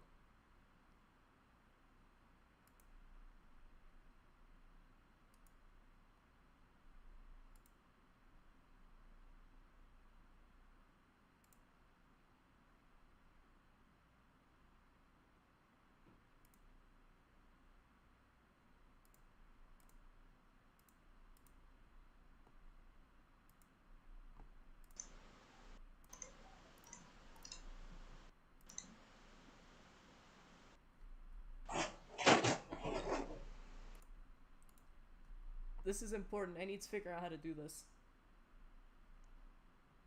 Oh, application audio capture in beta, but that's awesome.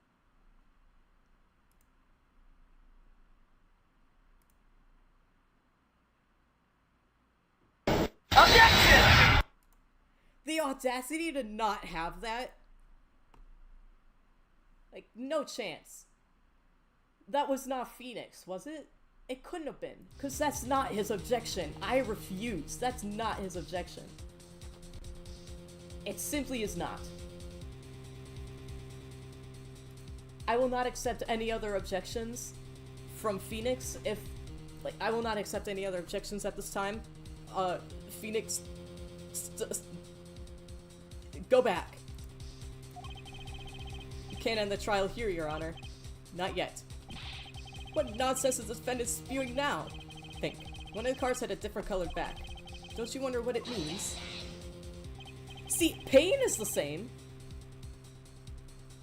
Why would they do this to me? That's so rude. What are you doing, Mr. Wright? Raising objections right when you're about to get off the hook? Ridiculous! Mr. Payne, you of all people should know. Mr. Wright has a talent. For the ridiculous! Indeed. Indeed. Perhaps we should get to the bottom of things. Let's clear up the facts about the game that fateful night. As was said before, we alternated between 2 decks of cards that night. That was said before. The 2 decks at the club had different colored backs, blue and red. 1 color per deck. Why use different colored backs? If we use the same color, the 2 decks might get mixed. You used different colors and they still got mixed up. Dumbass. We used the red deck for the last game. But that's odd, because the blue deck is on the table. For some reason, I had this impression that you were using the blue cards. Yeah, me too. I think Your Honor is gonna ask me to point at why. I'm sure someone said something about blue cards. Whatever. In the end, 1 card of the wrong color got into the mix, which means there was cheating. Yes, a card slipped into the deck would seem to indicate cheating. Yet, this card raises 2 serious questions. Apollo? Yes? Ooh, my first name! Let's consider the first question, shall we? Think. In the last game, when was the card swapped? Dude, I don't know, I wasn't there. When? There are 3 broad possibilities here. It could have been swapped before the murder, during, or after. Well, yeah. Thanks for the news bulletin, Mr. Wright! Of course it was swapped. Oh? It might be as simple as you think, Mr. Payne. Or it might not be. I'd like to hear what Apollo thinks first. I don't think you have the authority to do that, but when do you think the cards were swapped?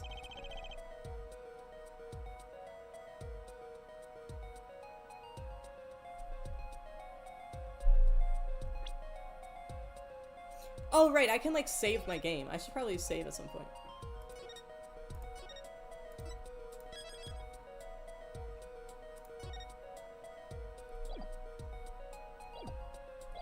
I forgot that's how visual novels work. I don't play them, so...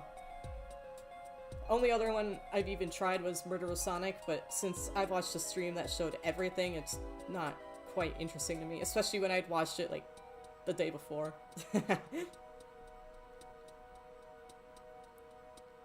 Which card are they talking about? The blue one snuck into the guy's hand? Well, it must have been before, because during or after means either...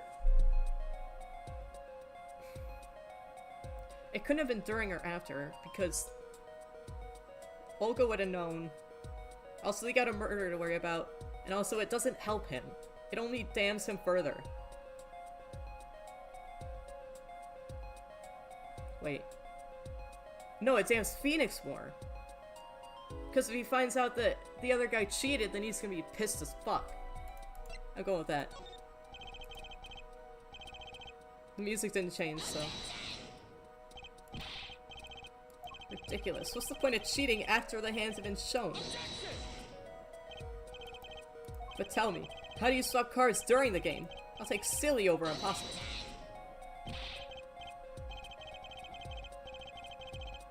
Take it from me, son. There's a lot of silly in this world, but very little impossible. Even when the backs are different colors. What were they talking about? That's a good point. I didn't even think of that one. Quite true. That would mean that he blue card in question was swapped after he hands were shown, after he murdered.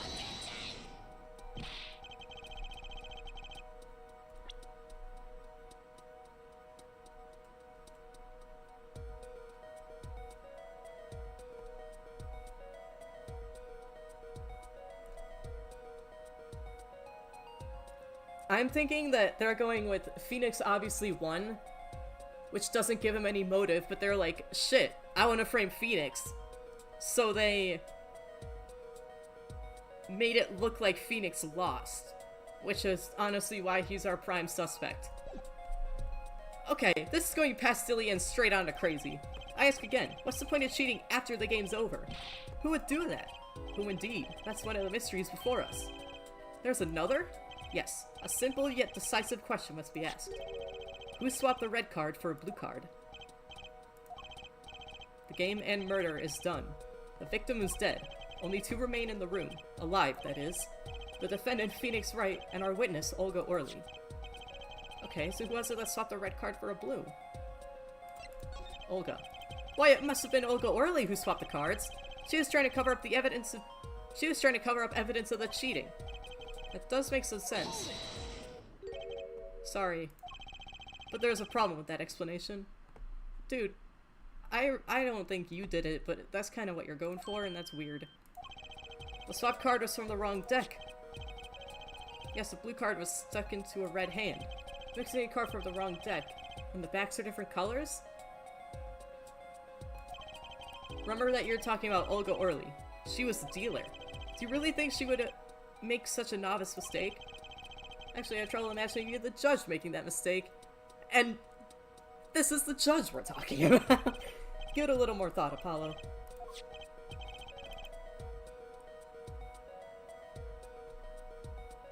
I just don't know why Phoenix would. Okay, let me think. So, they're saying that someone swapped in a card to make it look like What's-His-Face had won. Smith. Why would Phoenix want it to make it that Smith won? That doesn't help him. So then, someone else?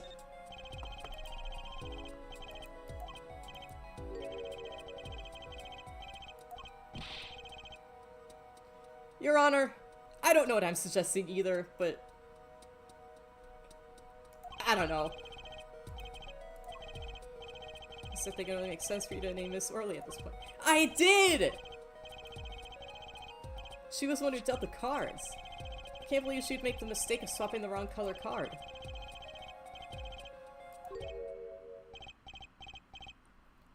Oh, don't give like a villain laugh. Phoenix, what the fuck? So you like to share at the court, Mr. Wright?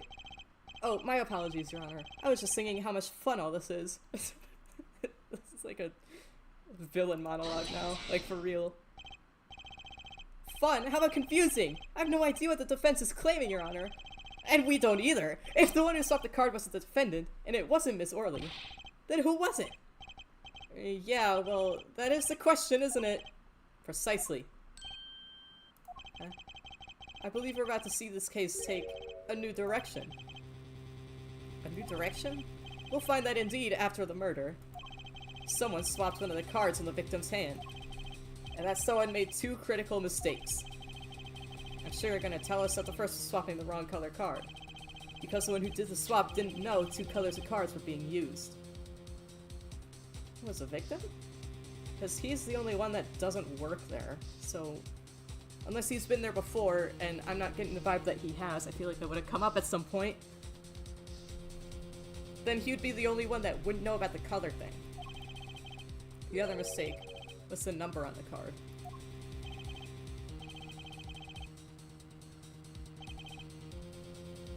Person replaced the 5th ace with a king.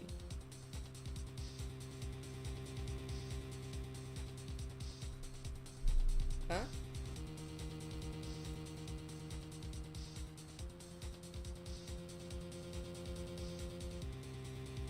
Did we establish that he swapped out an ace? Oh, that's probably what Olga saw. Sure, whoever swapped it wasn't expecting there to be a 5th ace after all.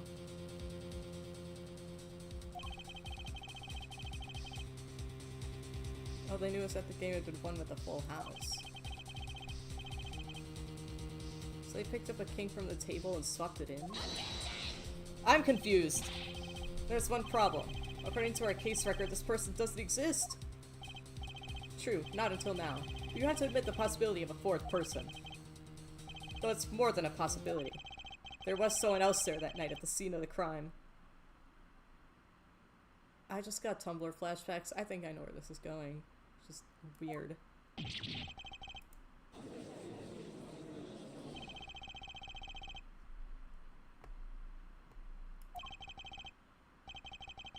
You do make trials ridiculous, Mr. Wright.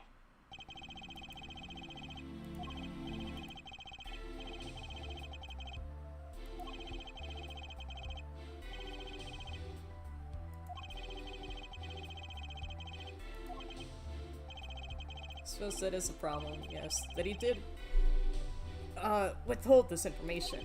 Mr. Gavin, I'll see you in my chambers during this recess. Very well, the trial will resume in 20 minutes.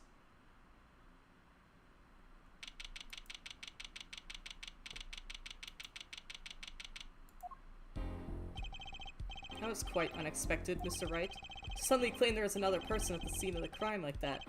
I must ask, is it the truth? Well, no. I think you would know the answer to that. Ah, being mysterious, are we? Sadly, I've no time for mysteries. I'd only ask that you leave the defending to your defense in the future. Otherwise, I cannot guarantee the outcome. I see you haven't mellowed out one bit, Crystaahll. Justice. Yes, sir? The judge has summoned me to his chamber, so carry on without me. You did well, Apollo. Can I ask you something? Sure. That locket you wear, is that really yours, Mr. Wright? Ah, you're wondering about the victim's disappearing locket? I completely forgot that's a thing that happened. Here, you can take a look at it. There's a picture of my daughter in there. Okay. Remembering what I know about the lore of this game, I think I know why a locket is missing, and why a card was swapped. But I don't know why that would happen, or how that has anything to do with the murder, because I highly doubt that character would be involved.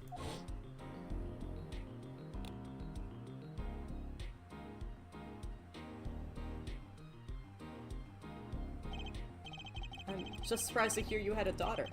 Most people are. Perhaps you'll meet her one of these days. One more question. The one who cheated that night, was it you? What do you think?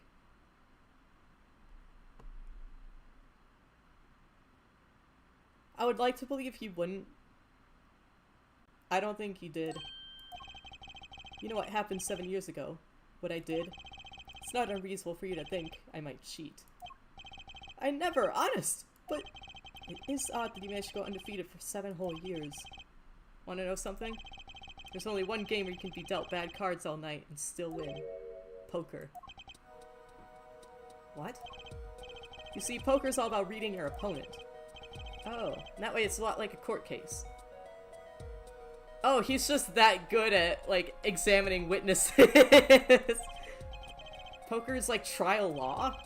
Figure out what your opponent is thinking, and you win. Well, yeah, but that's harder than it sounds. I think not.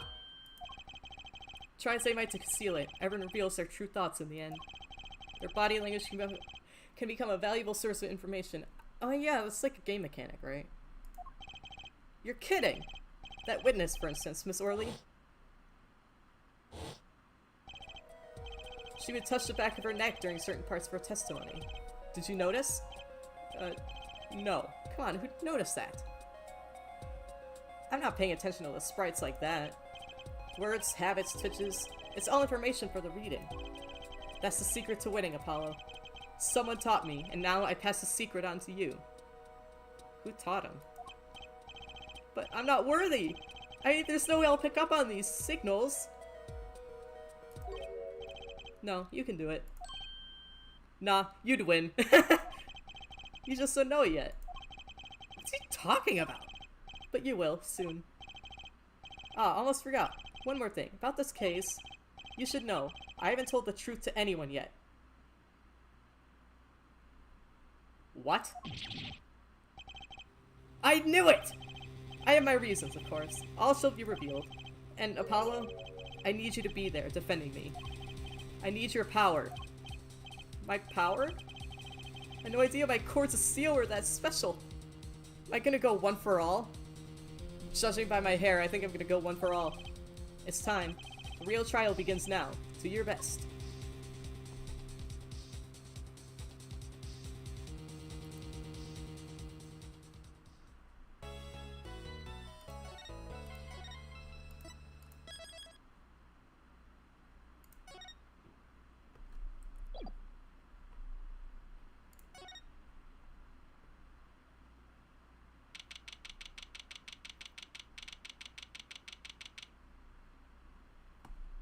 Apparently you've been here 2 hours.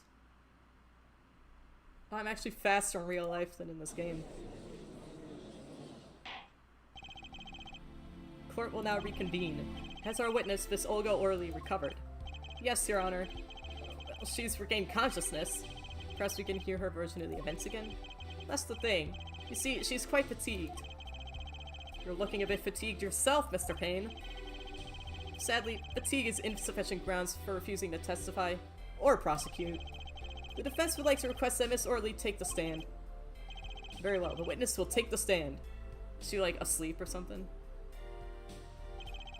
Perhaps you could repeat your name and profession? Or perhaps you'd rather admit that you're a poor liar and a poorer loser. Yeah. Not. What?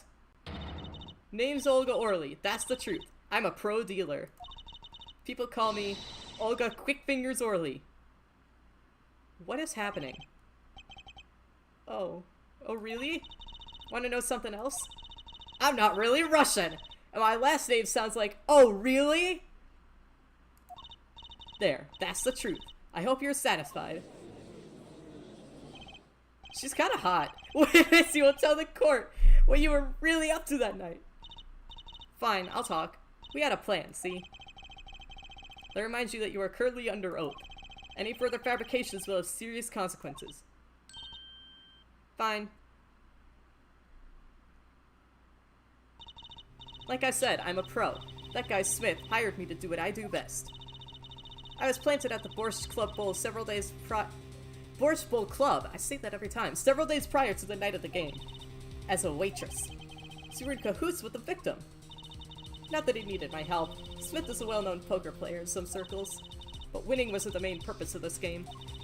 It was about destroying a legend, the unbeatable Phoenix Wright.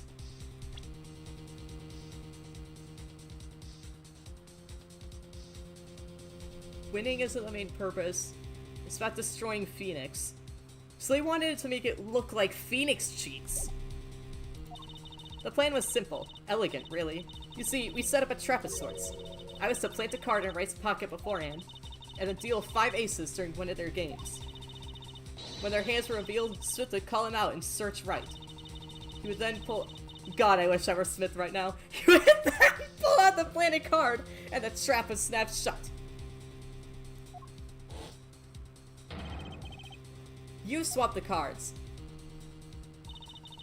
Exposed— oh, more like that's what he would have said. You swap the cards! Exposed as a cheater and losing on top of it. It would have made a great double play. Just like that, the legend would be dashed to pieces. Why do you give a shit, though? Oh, probably because he wants to be a better poker player. It's just like every prosecutor ever. but poker. This guy can't escape. Sore losers. Getting caught red-handed at cheating would cast doubt on all his prior wins. A 7-year legend destroyed by one little card. That was the plan. Oh really, Orly? How droll. But it appears you made quite the mistake. A mistake? I agree, the trap was elegant. Yet, what happened to that planted card? Hey, that's right! He's lucky, I'll give him that. You'd have to be to slip free from a trap laid by Olga Quick Fingers Orly. Oh really? The witness would be much cuter if she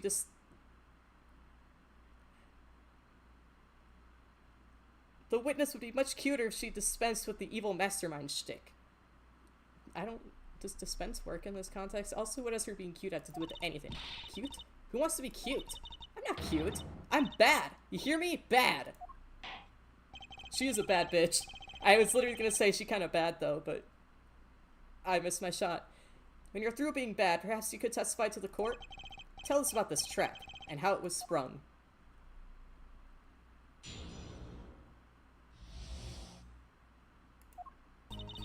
That night, I played with the card like I was supposed to.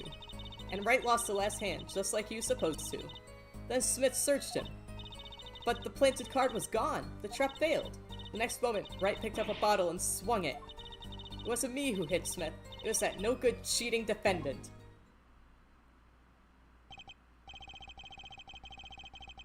A surprisingly frank testimony that still leaves us mostly in the dark.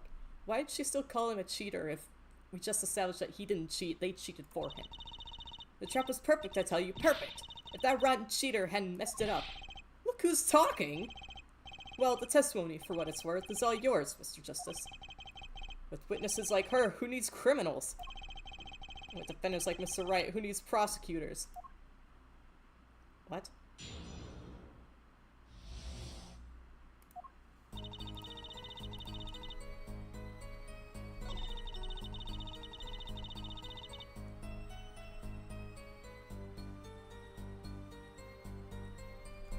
How did you ensure he lost?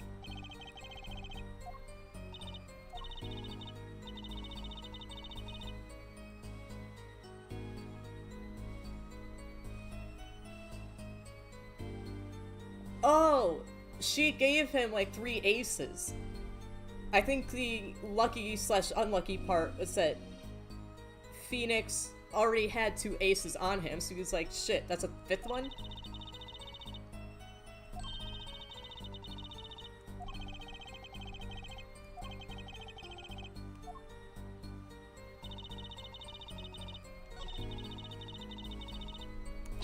Why?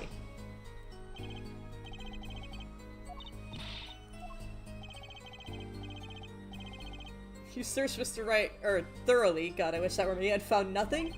Which means he didn't cheat. Which means he had no reason to strike the victim. Well... Shit, I think I just had a seizure. I did actually notice before the color inversion that she's touching her neck again. I sensed something. Something wrong, Mr. Justice? No, nothing, you're on her! What to do? Should I press her a little harder? Miss Orly! You're hiding something! What are you talking about? You... Me? Quick Fingers Orly... hide something? The defense will refrain from baseless accusations. I have one question for the witness, then. You say you saw the moment the defendant hit the victim. Is this true? Of course it's true. Quit brushing your beautiful hair.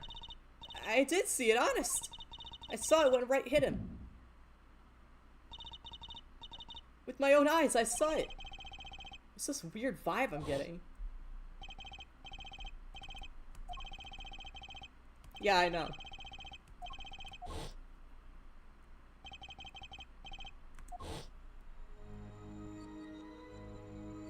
What the fuck?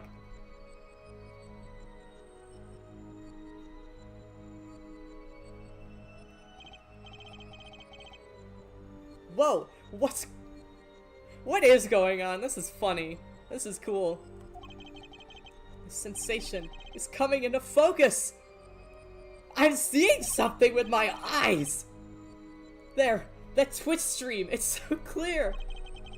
I don't use Twitch, I don't know why I joked that. It's like I could perceive her habit like I couldn't before. Gotcha! A gotcha! Nice.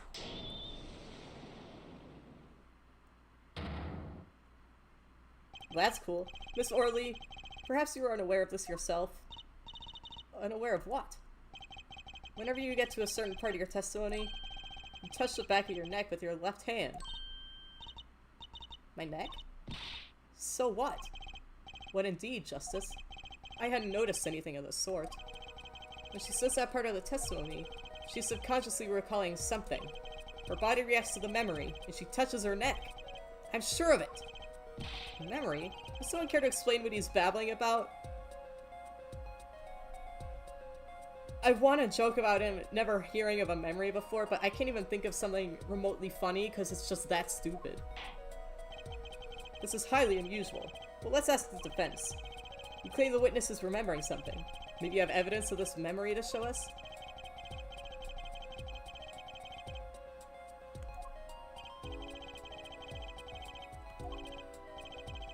Miss Orley, whenever you recall the crime that night, you scratch your neck. I've noticed it happens when you think about the moment of the crime. There must be some reason behind this habit of yours. I believe the weapon that left an inerasable impression on your neck is this. Could it be the bottle? I wanted to say the dead body, but that feels too general. Plus, Apollo is saying weapon. Whenever she talks about the moment of the crime, she touches her neck. It reminds us more of that moment than this bottle, the murder weapon. But something doesn't fit. If you were only the witness to the crime, why would that make you touch your neck like you're in pain? What's he talking about now? Yeah, I figured it was just like she's lying and she unconsciously touches her neck when she's lying. Not that it's like a pain thing. It's Mr. Smith, the victim, who was hit, not you. This is a cross-examination, not a cross-wild conjecture. Witnesses' habits? They're completely irrelevant. Also, is he trying to go with that she was the one that was bopped? Oh, maybe that's what the bandana's for. And that's why the bottle doesn't have bruises or scratches or cracks in it. So no one was actually hit hard enough to get killed. She was just bopped enough to bruise, and that's what the bandana's for, maybe?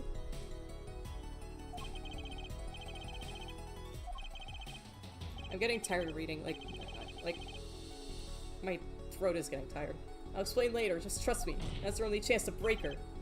Miss Orley, please testify in detail about the moment of the crime. The very moment. Yet, I am knowing nothing. You're not Russian!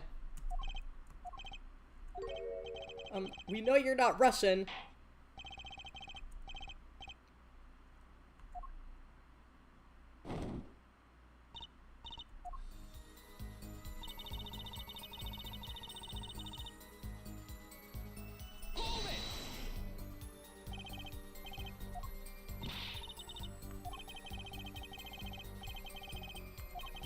Are they? I didn't notice anything.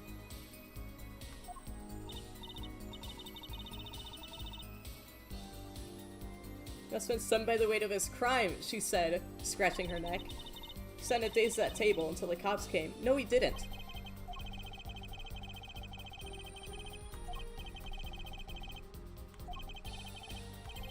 Music's kind of going off. Your testimony is basically bogus. It contradicts the evidence. What's that?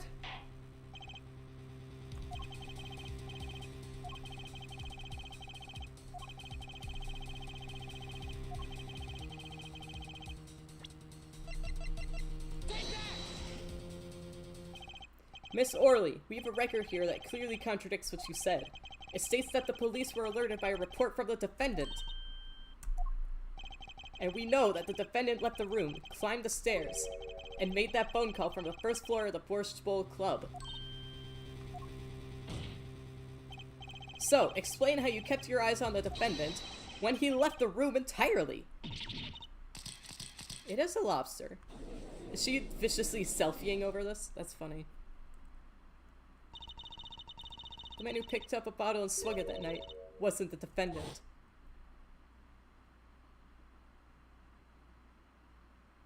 Oh, this again, except I missed it the first time.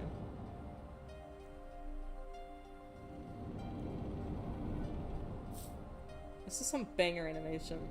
This is cool.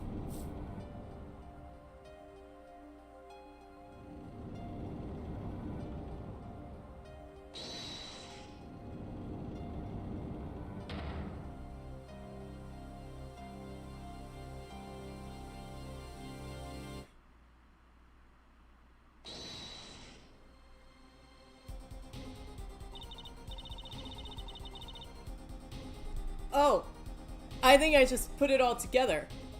So I already know how the card went missing. It's the fourth person, and I know that because of Tumblr. And, but I just understood how the trick works. She dealt 2 aces to Phoenix. No. She dealt 3 aces to Phoenix and 2 to Smith. That's why she said, I swear I gave Phoenix that card. And then Phoenix was like, oh shit, I got 3 aces. But then Smith was like, well, I got 2. You're cheating. You took another ace. But Phoenix was onto them. So he had this fourth person that I don't want to spoil take the card from him. So they search him and they're like, what? Where's the card we planted? I mean, and then Phoenix is like, so you planted it, huh? And they're like, So then Smith grabs the bottle from next to her right. And he hit me! You, some master of cheating you turned out to be!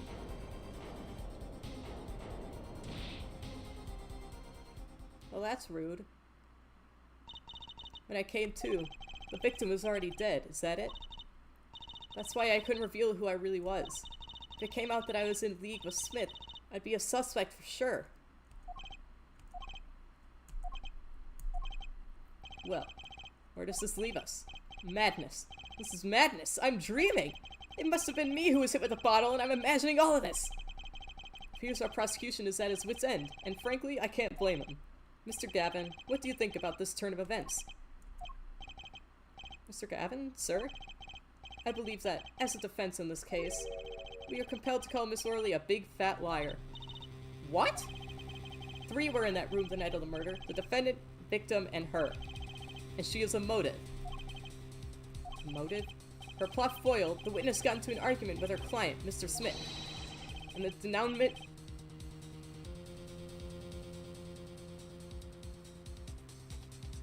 I don't know this word. And the denouement of that argument was murder. What? I'm no killer. It's a trap. Someone's trying to frame me. Phoenix, quit with the villain laughs. What tangled webs we weave when we practice to deceive. So tangled, we catch ourselves in the process. Mr. Wright? Such a hasty conclusion. It's not like you, Crystaahll Gavin. What are you saying? Why not consider the other possibility? That there was another person in the room at the time of the murder. Right, like Mr. Wright was saying before recess. A single card was swapped into the victim's hand after the murder. And the one who swapped the card didn't know 2 colors of cards were being used. A 4th person.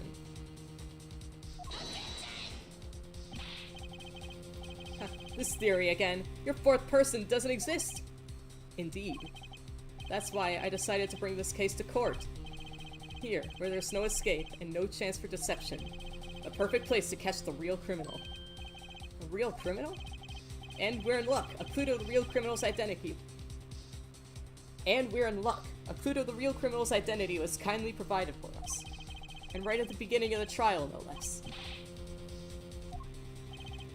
Apollo, perhaps you know what I'm talking about? Sorry. Remember what I said. The 4th person who swapped the cards made one critical error. He or she wasn't considering the color on the backs of the cards. Right. But how could such an obvious mistake occur? The cards used for the last game were red. Yet, there is one person here in our court who thought those cards were blue. It was Gato! Godot. RT said Godot, but so now I'm just constantly confused. Yeah, I had that impression too, but why? Well, Apollo?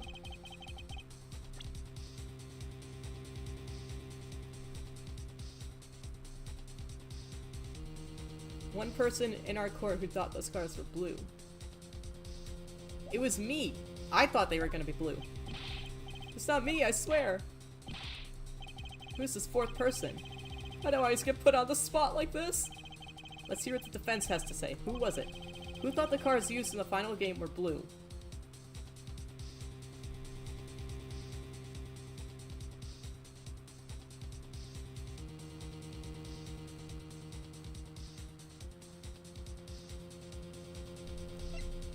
He didn't. He works there. He didn't. He was in on it. He didn't. He was in on it. He said... Well, he just blurted out, it wasn't me. How on God's gray earth am I supposed to remember the beginning of this trial? It's been like 2 hours.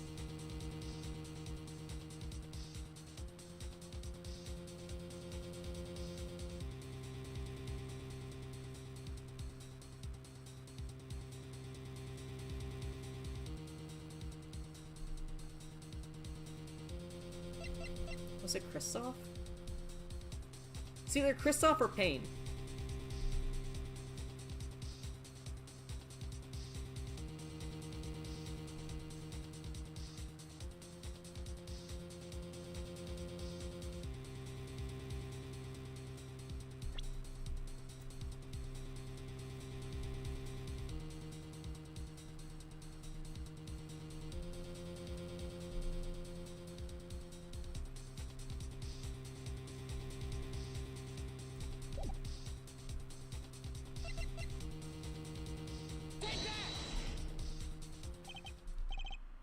Apollo, do you seriously think that?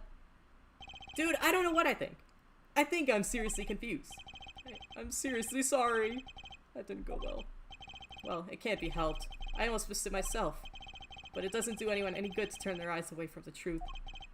Does it, Crystaahll? Whoa, music! Fox! What is happening, though?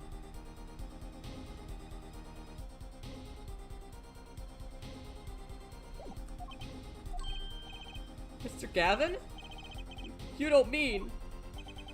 Crystaahll Gavin, you were the fourth person that night. But of course Mr. Gavin knows the color of the cards. How would he? As you can see, the photo of the crime scene is black and white. You can't tell which of the cards are blue, the ones on the floor or the table. But look! You can see the colors in this photo! And it looks like it's a blue deck, Apollo. Think for a second. When he said the cards were blue, it was well before this evidence came to light. Was it?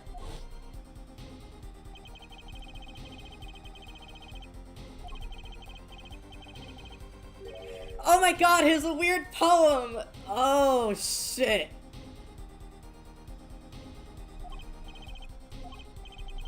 Test of wits, a silent clash of passions. Only the cards, their backs wreathed in blue flame, know its final outcome. Well, Crystaahll? Mr. Gavin? Mr. Gavin! Is something the matter? No, nothing. Excuse me, it was just so sudden. Right. You aren't seriously accusing me, are you? Oh, Crystaahll? You know, even I'd never take a joke this far. This has gone beyond ridiculous, beyond dumb. This is insanity! The defendant accusing his own defense attorney of murder! I assure you, I'm quite sane. But what possible connection could Mr. Gavin have to the victim? I wasn't aware that I had a connection to Mr. Smith either. Yes, but Mr. Gavin and the victim have never even met! Well, what if they have? Huh? There is a possibility, after all. They may have met that night, before the game started. What are you suggesting, Phoenix? Is this the truth Mr. Wright was saying silent about? Only one thing to do. Mr. Wright! The defense would like to request that you testify to the court. The defense would like to request no such thing. Mr. Gavin? Testimony is supposed to relate to the case. How could anything happening before the game of poker be related? so many reasons. In so many ways it could be related. I'm not sure I follow, Mr. Gavin. As I explained before, the defense believes that Miss Orley... Am I to assume you speak for Mr. Justice in this? He is the defense, not you. Oh, you forgot, didn't you? Mr. Justice, the matter of Mr. Wright's testimony is up to you. Oh, okay. Does the court, in your opinion, need to hear Mr. Wright's testimony? This was Mr. Wright's strategy. He was planning this all along. And I intend to see it through. The defense would like to request that Mr. Wright testify to the court. At 2, Justice, you would betray me, your teacher? I'm sorry, Mr. Gavin. This isn't about loyalty. This is about the truth. Get it, Apollo! What a Giga Chad. Very well, the defendant. Mr. Wright will take the stand, please.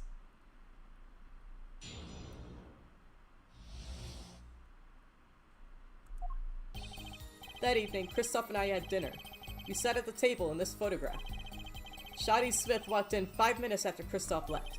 When the trap failed, Smith hit the waitress. The girl was knocked out cold, and Smith was uncontrollable. I left to call the police. When I returned, he was dead, blood streaming from a cut on his forehead. That's when I made another phone call, to defense attorney Gavin. Mr. Gavin! You were at the Borscht Bowl Club the night of the murder? I dine with him rather frequently. This is why Tumblr ships us, Your Honor. And he talks to the defendant on the phone directly after the murder? Quite against my will, I had become involved in a murder. I thought I might be in need of a lawyer, so I called him. We're planning this all along, weren't you, Wright? Just because you wanted to drag me into your little murder trial. The only thing I want is the truth. As I did back then, and now. I thought my office was doing you a favor when we took on your defense. It appears that I was wrong. What is going on?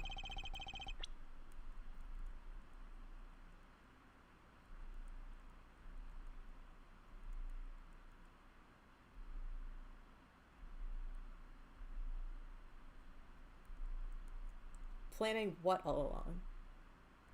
Planning to invite Crystaahll to the restaurant just because you wanted to drag me into your murder trial? Or planning calling him as his lawyer if anything happened? Justice. Sir! He's lying, and you're going to expose him. Understood, sir. Mr. Gavin, Mr. Wright, this can't end well. Well, this is already mega sus. He's saying that our client is lying and that I have to prove that our client is a liar. That doesn't help our case. He's throwing the case out. He's trying to save his own ass. That's the only other reason. That's the only reason he would not want... Well, okay, they sometimes want to make sure their own witnesses and defendants don't tell the truth, I guess.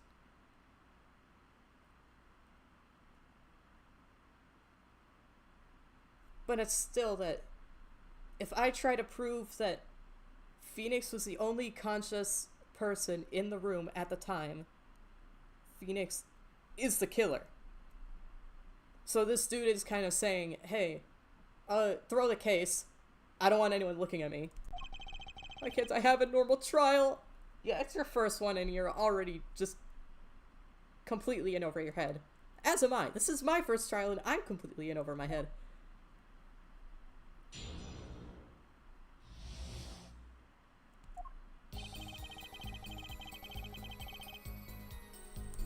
Then why isn't he in the photo? You had dinner with Mr. Gavin? Yes, he dines with me at the Borscht Bowl Club quite frequently. We were enjoying a casual dinner at our usual dinner at our usual spot. As usual. Usual. I always eat at the table closest to the piano. I've seen where Mr. Smith was sitting.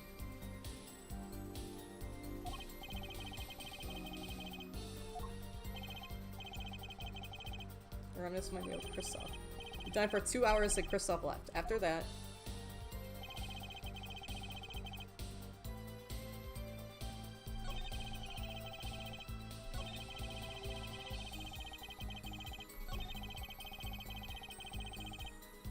where's the blood? Oh, it's on his face. Could you explain why you called Mr. Gavin? I'd obviously gotten involved in a rather sticky affair, and I figured Crystaahll's law offices would give me a friend break. And I figured Crystaahll's law offices would give me a friend rate for my defense fees. Glad to hear you intend to pay. Oh, I'll pay in full, Crystaahll. It was I who got you involved, after all. You may find the price of your defense quite high, my good friend. Quite high. Is this the truth that Miss Wright was talking about? Justice, you know what you have to do. He's lying. Expose him, now. Yes, sir.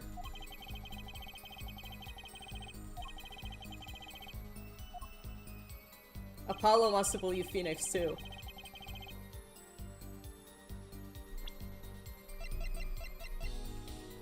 Then why isn't he in the picture? I mean, I feel like it doesn't really matter. Yeah, Phoenix said that, yeah, no, this doesn't matter. This doesn't matter. Phoenix said that he had left by the time, Smith had shown up. So, that picture was after Crystaahll left.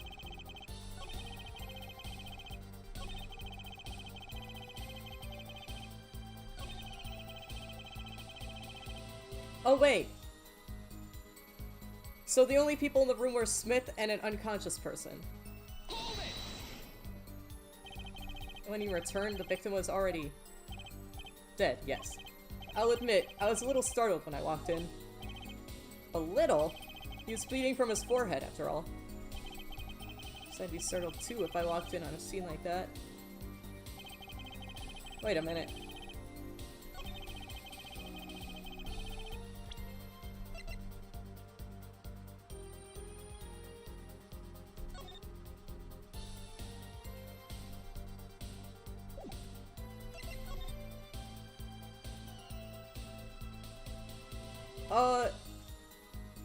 Feeny, how'd you know?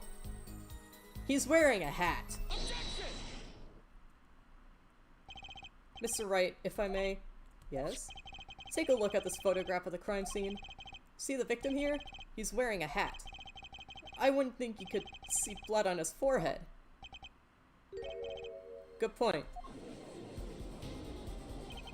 Justice! Next time you point out an inconsistency, put a little more oomph into it. Mr. Wright, can you explain this to the court? Ah, I forgot to mention something. I was the one who put that hat on his head. Eh? You put the hat on the dead man's head? Why? We went through our entire poker game. After calling the police, when I returned to the scene, his head was in full view. Shining bright, just like in this photograph. And I picked his hat up off the floor and put it on his head. Why'd you do a thing like that, Phoenix? All I can say is, I'm sorry. But that's the only thing I touched at the crime scene. I'm getting flashbacks to the whole glass bottle incident. Just like, I'm sorry, but, the evidence, man, I tampered. So, Mrs. Orley didn't see it? Is that why she thought he was strangled? It being the victim's, his head. I think not. She was out cold. I believe I was the only one who witnessed his head. Ah, here we go again. Mr. Gavin? Pardon. It just seems that our client is determined to lie his way through this case. Hey, he's still our client, isn't he? In any case, please continue the cross-examination. I'm afraid decisive contradictions call for decisive evidence. Oh. Push him harder, Justice. Break him. It's just you and the witness in the ring. Go for the KO. Why do I get the feeling we're not on our client's side anymore? Yeah, you call him witness, not client. Or defendant. That evening, Crystaahll and I had dinner. Oh, this is the same. Oh, I didn't mean to put on autoplay.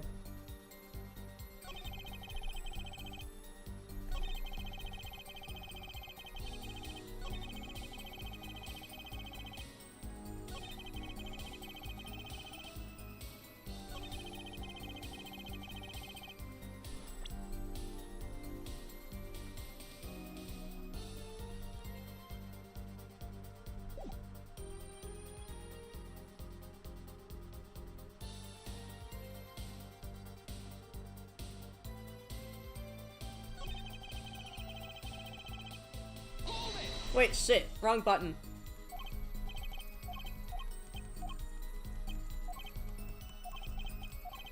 These two have a weird thing going on between them. not romantic. I'm still not seeing what Tumblr means by that. But it's very obvious that the things I know about this game are true. Like, they're really heavy-handed with the foreshadowing that I'm not supposed to know about.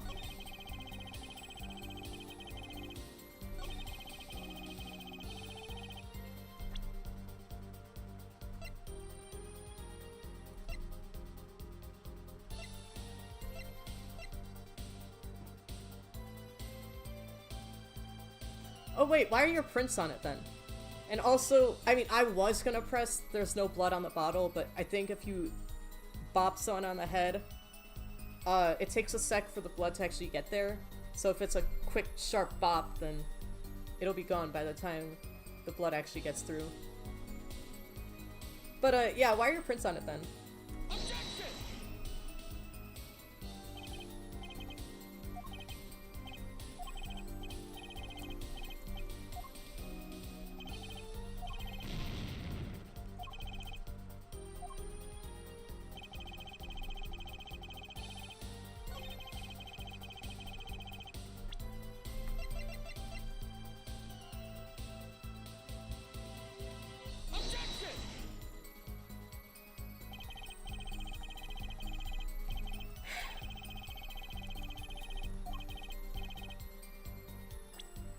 They aren't, are they? That sticks out from, I believe... Was it Edgeworth that said that, or maybe Phoenix?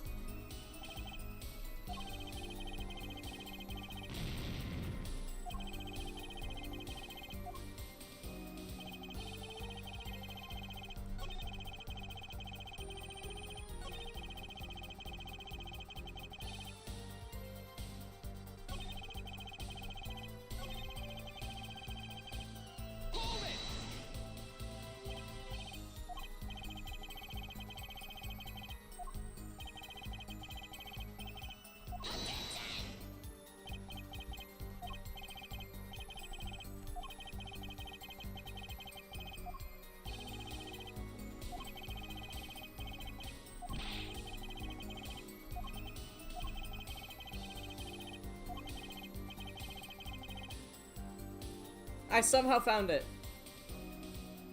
I forgot that Phoenix claimed that they might have known each other. Come on, Mr. Right. What are you hiding this time?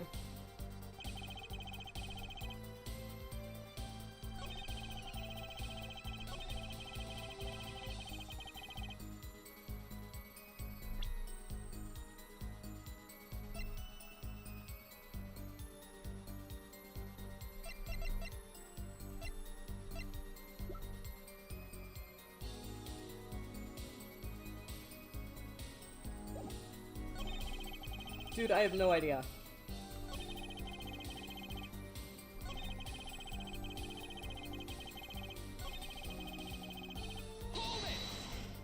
Pressing doesn't lose me points though, so...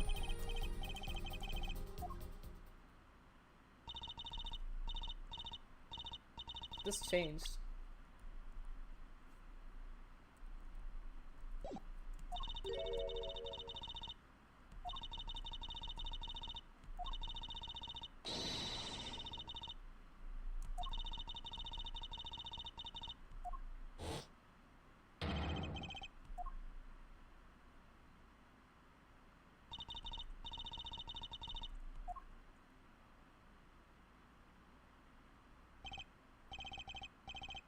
A harmless prank, in essence. It was by a quirk of fate that I happened to discover it. A quirk? I happened to put my hand in my pocket and found a card. The card she planted! Yes, I snuck a peek at it and found it was 5 of hearts.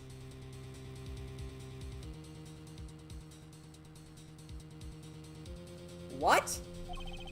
Feeling something might happen, so I disposed the card before the game. Oh! I was gonna say that's not one of the aces, but that's not the point. The 5 aces supposed to be on the table, and then they, quote, find that he was hiding cards in his pocket. Doesn't really matter what it was, although I feel like it's gonna come up again, especially since it was orange. Feeling something might happen, so I disposed of the card before the game. Interesting. There was an empty bottle of grape juice I'd been drinking right beside me. I threw the card inside the bottle. Why?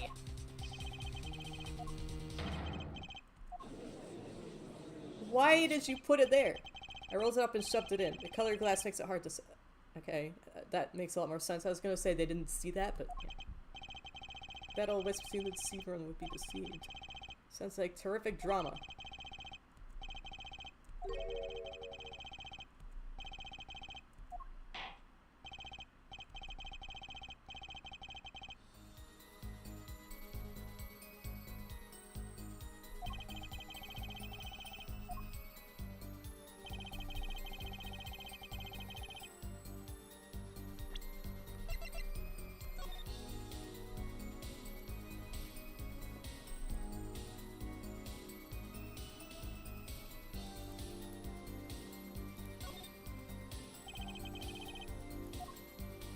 Girl, it's empty.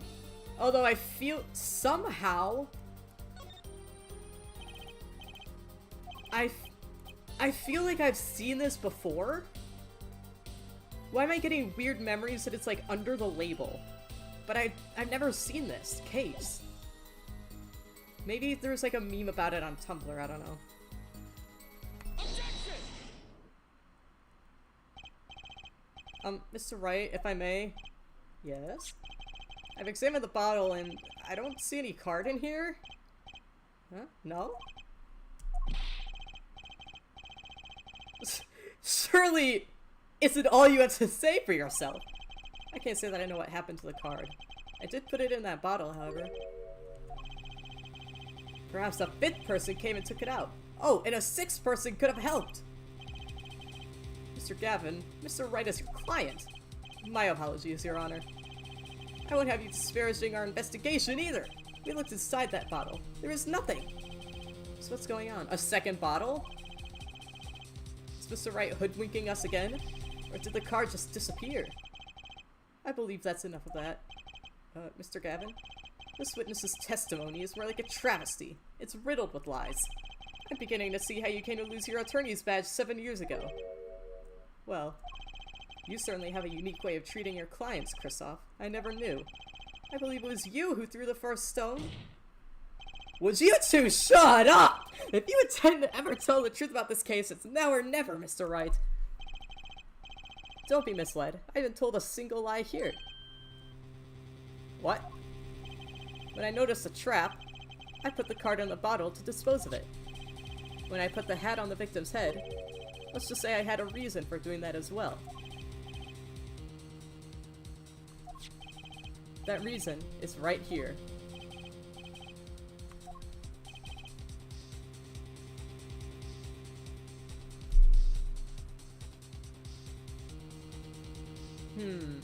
I'm wondering if he put the hat on so you can't see what happened to him and he calls...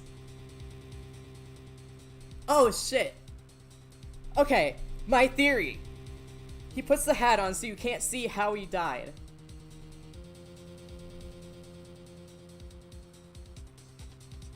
Wait. No, he put the hat on after he was dead. But... he didn't see the murder happen. So, hat is off, guy is dead. No, fuck. Guy is freaking out. Phoenix leaves. Phoenix comes back, Smith is dead, and his hat is on the floor. Phoenix puts the hat on his head. I think he wanted to hide the cause of death. But I don't know why. I thought maybe... Okay, my theory was that Phoenix finds the body, puts the hat on so that you can't see what happened to it. And then he calls Gavin. Right? This one's Gavin? Oh wait, they're both Gavin. He calls Crystaahll here. And he's like, hey, the guy was playing poker with is fucking dead. So then Crystaahll goes downstairs, and since he's the killer, he knows where the cut is, so he takes the hat off, putting his prints on the hat. I thought that was a banger theory, but there's pretty much no chance that,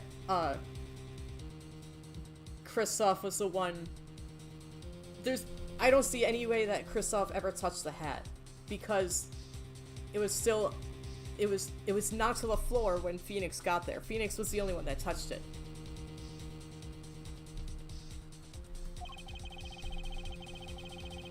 Recall that I spoke with defense attorney Gavin after calling the police. Just in case, I recorded our conversation. What's this? Now that we're all here, I see no reason why I shouldn't play it back for the court. Crystaahll, I seem to be in a bit of trouble. What's this? Game not going well. Something like that. That gentleman who challenged you. He turned out to be good? He turned out to be dead. Someone hit him hard. You mean someone cracks that flawless bone china paint? It wasn't you, was it? Me? Please. The cops should be here any minute. I'm in your hands, should it come to that.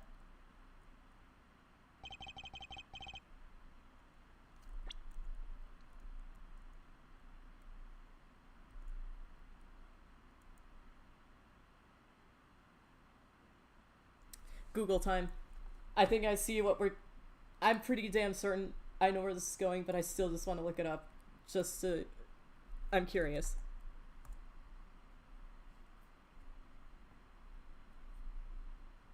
Pate means head. Yep. Youch. But Phoenix put the hat on the guy, so no one... So anyone that turns up after the murder...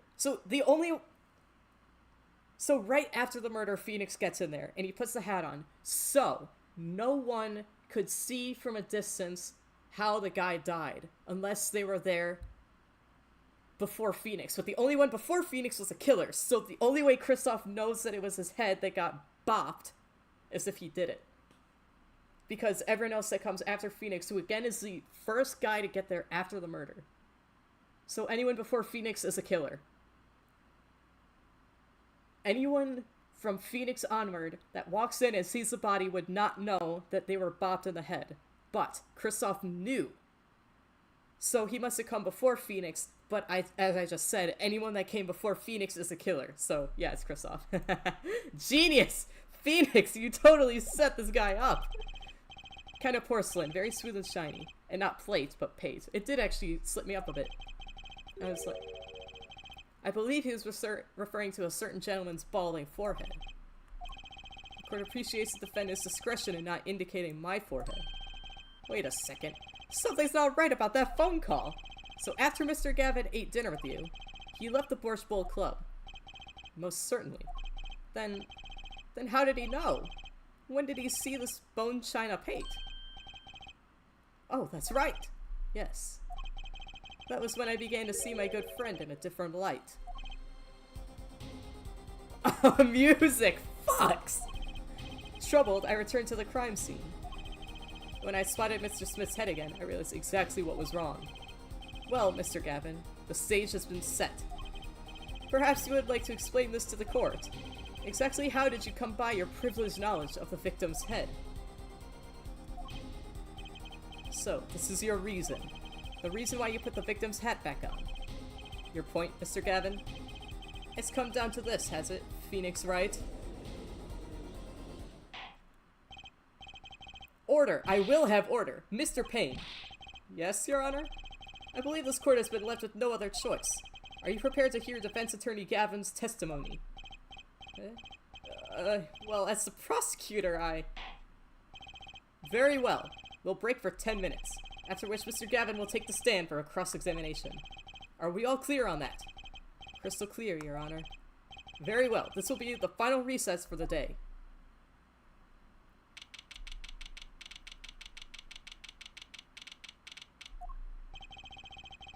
Mr. Gavin and Mr. Wright are both in the judge's chamber. Who would have thought today would turn out like this? May I? Ah! The baby herself! Hello, sir. Please, pick a card. What's all this about? Is this one okay? Ah, you carry red cards, do you? Excellent. I have a message for you. The last hand is about to be played. You'll need a trump card to make it. A trump card? The card you have chosen is magical. I think I gotta call my own cell phone real quick. Use it wisely, and the game is yours. That's all. This is the 5 of hearts, I guarantee it. What the? I see. This is the 5th ace, actually.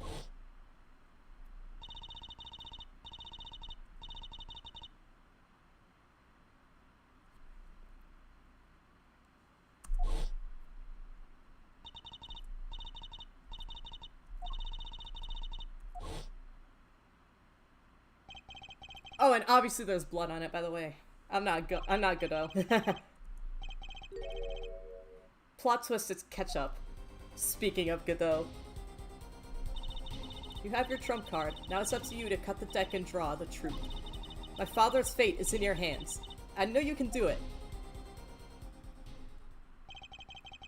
This bloodstained card is my trump card for finding the truth. Shouldn't I, like, report this to the judge that I have new evidence? I'm not gonna, like, pull an Edgeworth, am I?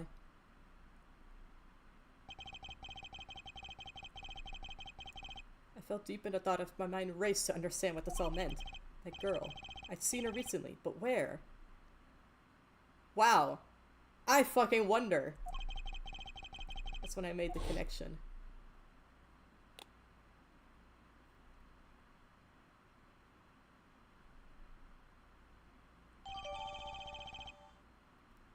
I'm glad they didn't draw that out as some mystery. Yeah.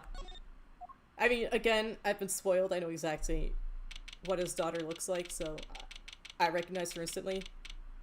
But also, yeah, I mean, young girl, pretty similar to that picture I saw that honestly I forgot, but still.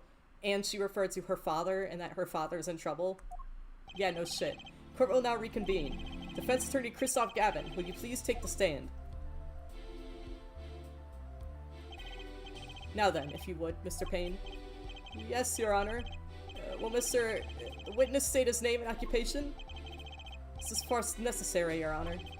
Believe me, far stranger things have gone on in this courtroom. Yeah. Fine, I'll play along.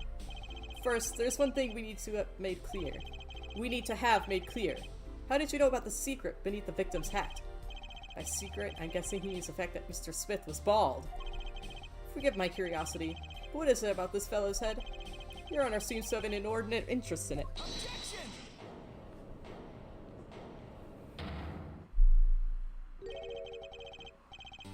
That was Phoenix? I keep forgetting. That's not the voice I know. I wouldn't call it inordinate, Mr. Gavin. Mr. Wright! What do you think you're doing, Wright? Wow, things sure look different from the other side. You know what I mean, Apollo? Wait. You know what I mean, Apollo? See, talking about how he's never been, like, the sidekick? Speaking of looking from the other side, let's consider something for a second. The victim wore that hat all night, never once taking it off, except for that one time. That one time being the instant he was hit. Oh. When Mr. Wright returned from reporting the crime, the hat was lying on the floor. Mr. Wright picked it up and placed it on the victim's head. In other words, in order to have seen Mr. Smith's bald head, you would have had to have been there in the hideout at the time of the crime. That's what I said. I'm so smart. In other words, I must be the real killer. Is what you're trying to say? Not bad, Apollo. He's so hot. Phoenix, I mean. This guy's alright. His hair weirds me out. Mr. Gavin? I'm afraid that I haven't been entirely honest with the court. Yeah, if it weren't for the weird cone, I'd probably be frothing at the mouth for this guy. But he has the weird cone, so alas. I can only froth for Phoenix. What? What do you say? I'm afraid that I haven't been entirely honest with the court. Oh shit. Oh, I assure you, I had the noblest of intentions. I did it all to protect my client, Mr. Wright. Yet, I'm afraid in the current situation I see little reason to hide anything. Very well, allow me to tell you the truth of what happened that night. Finally, you may begin your testimony. Tell us, how were you involved in the events of that fateful night? I was gonna say, but the phone call, but Phoenix really never said he didn't kill the guy, just like, me? For real? Please. The rage I sensed in that man that night troubled me, so I returned to the club. I went down to the basement and peeked in through the little window to the hideout. It must have been right after the murder took place. The victim was dead, as he appears on the photo. A bald head, an unconscious girl, and Wright holding a bottle in his hand. I sensed that was not the best place for me to be at the time, and so I left. That's when the call came from Wright. I don't know, this man, his aura is so powerful, I'm slipping into a voice. I didn't mean to do voices for this.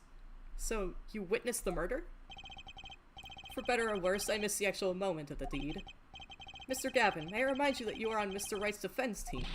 Your testimony is clearly disadvantageous to your client. What else could I say? I'm standing on the witness stand, after all. So you are, Mr. Gavin. And you had to testify as you just did. You had to tell them you saw the scene of the crime through that little window. Mr. Wright? What is he getting at? You had to say that. Because that was the only probable window of opportunity. Right, Apollo? Oh. Apollo, could you catch me up? What's going on? Mr. Wright, the defense should do the cross-examination, not the defendant. Mr. Justice, are you prepared? Yes, Your Honor. I can't believe I'm going up against Mr. Gavin. This trial is getting weirder and weirder. I think this would be a lot more impactful if I knew who the fuck this was. They're like, oh, this is my mentor. I love him so much. I can't betray my beloved mentor. Maybe if this were like the second trial, it would make a lot more sense. It would be like... spoilers for the first Ace Attorney. It'd be like if the first trial was Mia's murder and they still expected you to give a shit. Like, I mean, yeah, I guess logically you would give a shit, but like, we already knew Mia. So it was pretty shocking and upsetting for me. So if this were like the second trial where we already had one where Crystaahll, not Clavier, I always mix them up. Crystaahll was our partner, and like we got to know him and see what he's like without being this weird, clearly evil schmuck, then I'd probably understand Apollo being all like, oh, I can't betray my dear friend.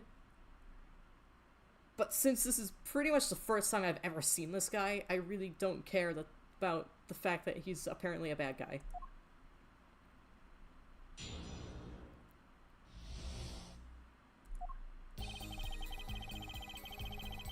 What rage, though? Apollo, that's not what I mean.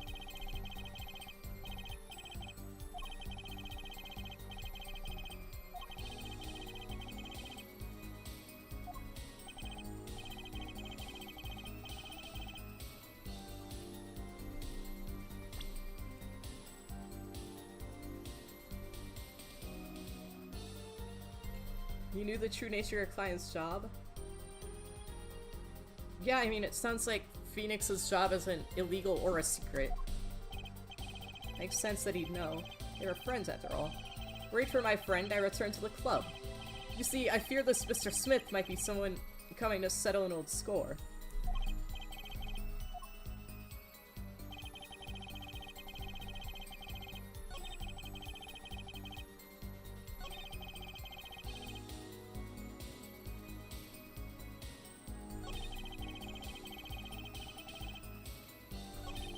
Oops.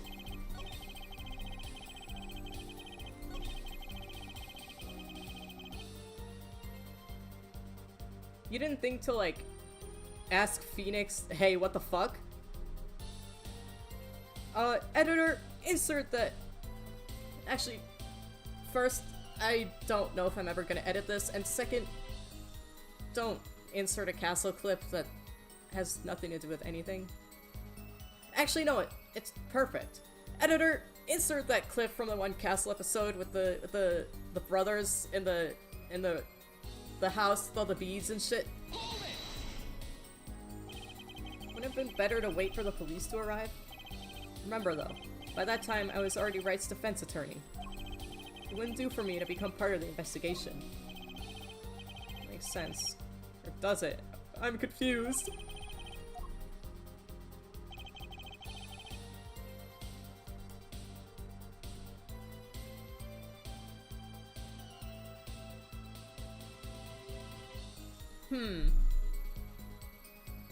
I'm wondering if he's trying to imply that Phoenix called from the basement, which, as we know, is not possible, but he did also say he was already gone at the time, so maybe this actually means like a few minutes later.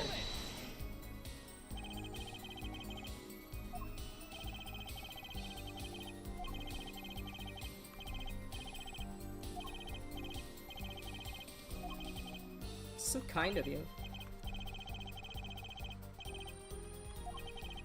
It's gonna be a problem for you to cross-examine your own boss.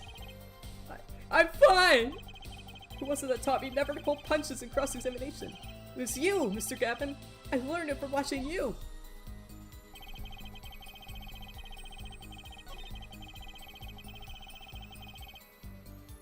Oh wait, since pressing doesn't take any health, would it be smart to just press everything before, like, really thinking about stuff? Little window. You mean the one used to keep watch up the stairs? Yes, a relic of the ancient past. The black marketeers used it, I believe. Why did you go through the trouble of peeking in through the window? Wouldn't it have been easier to just open the door and go into the room? I didn't want to upset Wright, you see. Upset Mr. Wright? Yes. What if my fears had been unfounded? I'd be walking in on their match! Bad form, to say the least. So far, everything he's saying makes sense.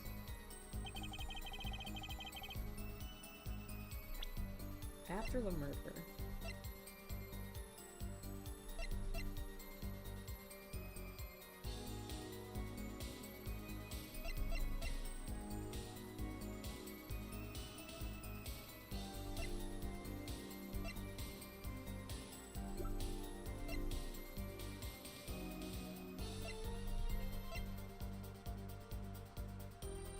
I wonder if the bloody ace has something to do with it. Wait, what color is it? It's red, so it does match.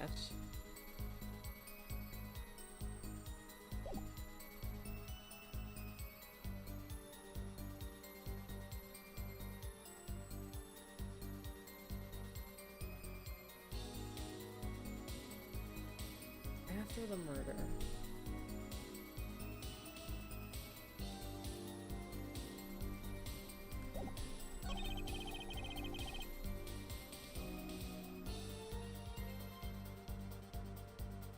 Wait.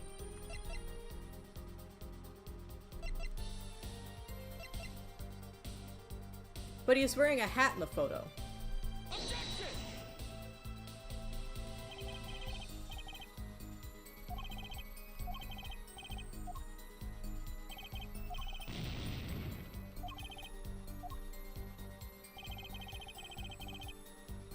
Maybe I have to press it first.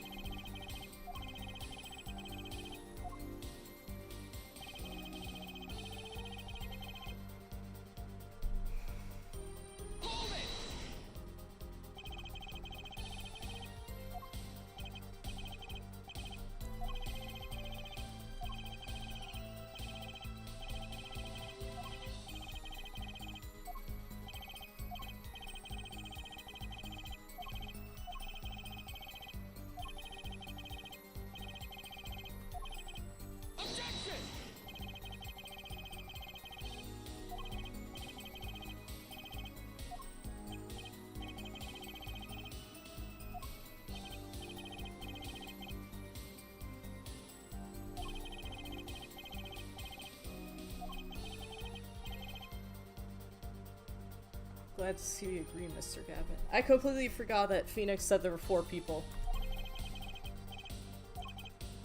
Tell me, what possible reason did the real killer have to swap cards in the victim's hand?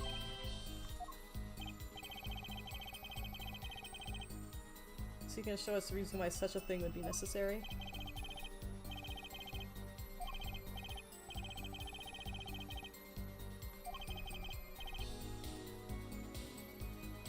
Why would the...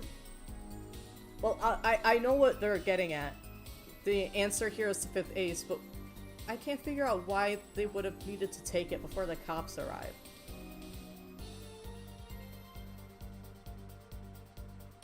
Or even before Crystaahhl saw. Or after Crystaahhl saw.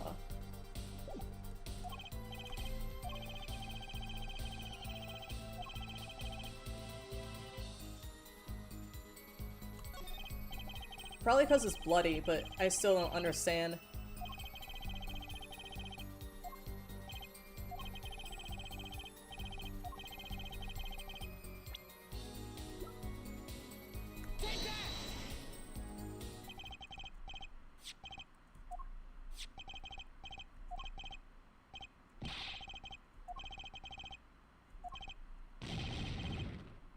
What?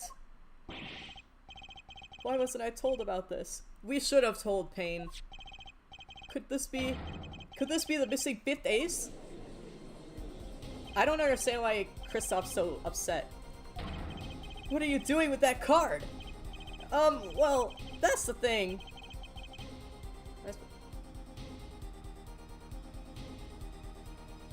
Wait a minute. I think I see the thing. If Daughter, whose name I almost said because I know her name, if Daughter has the card, she must have, like, been there to take it. Or maybe Phoenix took it with them and left. But, I'm assuming Phoenix was arrested right after. Like, he probably wouldn't have had time to hide it somewhere that his daughter could then go and find. Maybe. So I wonder if what they're trying to get at is that the 4th person was the daughter.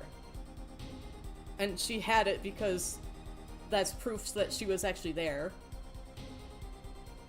But actually that means that the 3 people...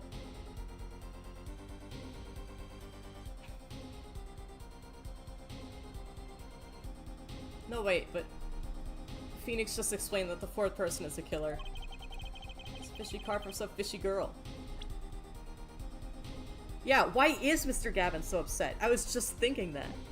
I didn't even notice that he's saying exactly what I just said. Oh, that card? It's mine. That is, I picked it up at the Borscht Bowl Club that night after the murder had occurred. I gave it to my daughter. Cards were a stock and trade after all. Literally. So yeah, it's not that his daughter was actually there. Objection! No! Impossible! Unacceptable! The court can't accept this evidence. It's a fraud. A fraud? How can you be so sure? I would think the only person who could claim it was a fraud would be the one who took the real card from the crime scene. The real killer. What? This is a fake? It's got blood on it. What if this trace of blood was the reason for the killer to take the card from the scene of the crime? Where are you going with this, Phoenix? Take another look at the photo and at the victim's head. I did notice the blood goes up, which is weird. Wait. Why is the blood so smudged? Do you, like, dip the card on his face? Especially since it's going up towards his back. So he wasn't, like, leaning over the cards. So it's not like he could have dripped onto the table. So would have had to deliberately put that blood there. Yeah, he's leaning back. The blood couldn't drip on the table, so either he held it under the back of his head so that it would drip on, maybe, but it also looks like there's a lot of smudges on his forehead. I think that the killer held the card to his face. His forehead down the back. Could a drop of that blood have fallen on one of the cards? Killer then took the card to hide the blood. Objection! Regardless, that evidence is non-permissible. Oh? Right. Regardless of how you wasted the last 7 years, you used to be a lawyer. You know what a serious crime it is to conceal evidence? Oh, we can discuss the finer points of our legal system later. Oh, trust me, I have experience in concealed evidence. Don't worry about it, man. What's important now is that I've answered your question. What are you talking about? You wanted to know why the killer would have taken a card from the crime scene. And now, I've told you. That one drop of blood would have been decisive evidence, you see. How? You know he's bleeding on the floor. Objection! This is baseless conjecture, baseless! I've seen this clip online, I'm so excited. Objection!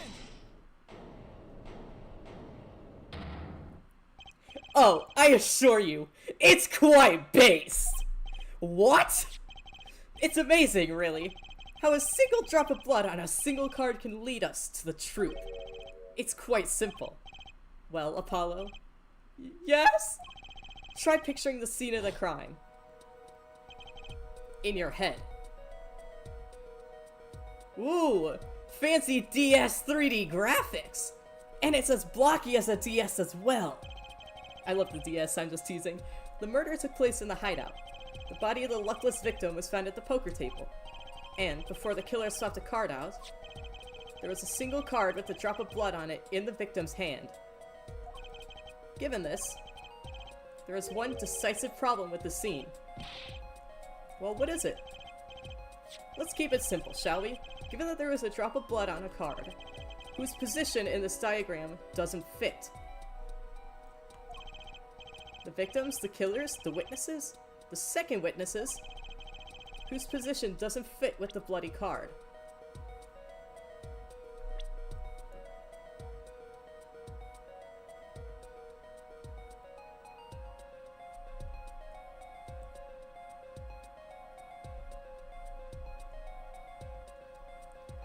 If it was in the victim's hand, it was in front of him, but it was dripping behind him.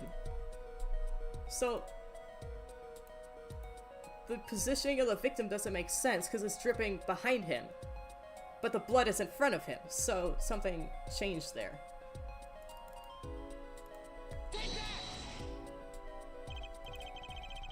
So the victim's position? The victim was struck on the head, sending him back in his chair. You think any blood would fall behind the body, not onto the table in front of him. Take a look at the photo again. If he bled in this position, the blood would fall on the floor, not on the cards. What does this mean? Although there were a ton of cards on the floor, but then I don't know what that would mean. Incidentally, we were sitting in swivel chairs. You were? Well, you should have brought that up, bucko! I don't notice these things! They are swivel chairs. I should have known.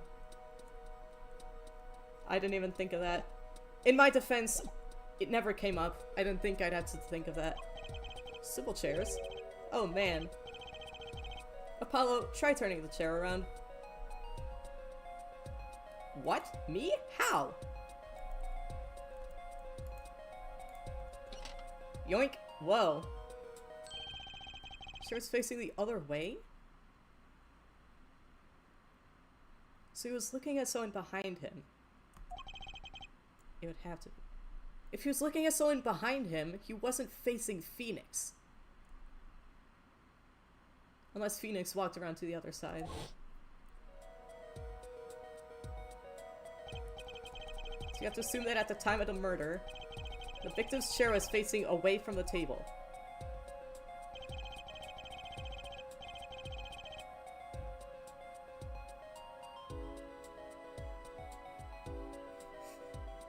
I think I'm starting to get it. The blood on the card was from the floor. No, the card was from the table. But the only way for blood to be there is if the guy was facing the other way, which is bad news for the killer, for some reason. So... Oh. Bad news for the... Oh. Bad news for the killer, because when the chair is facing...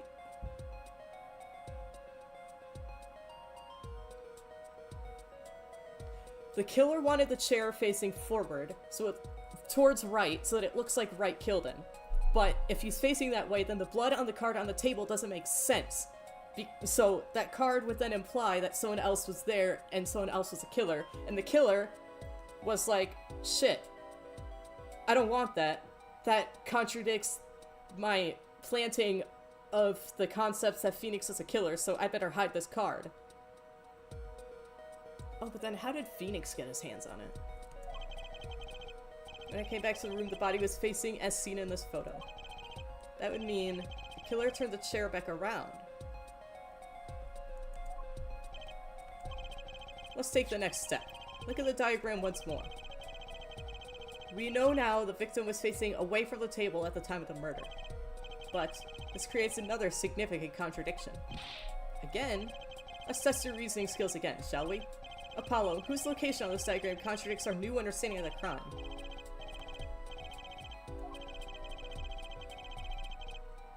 The killer. If the killer was back here, how'd he get a bop on the front of his face?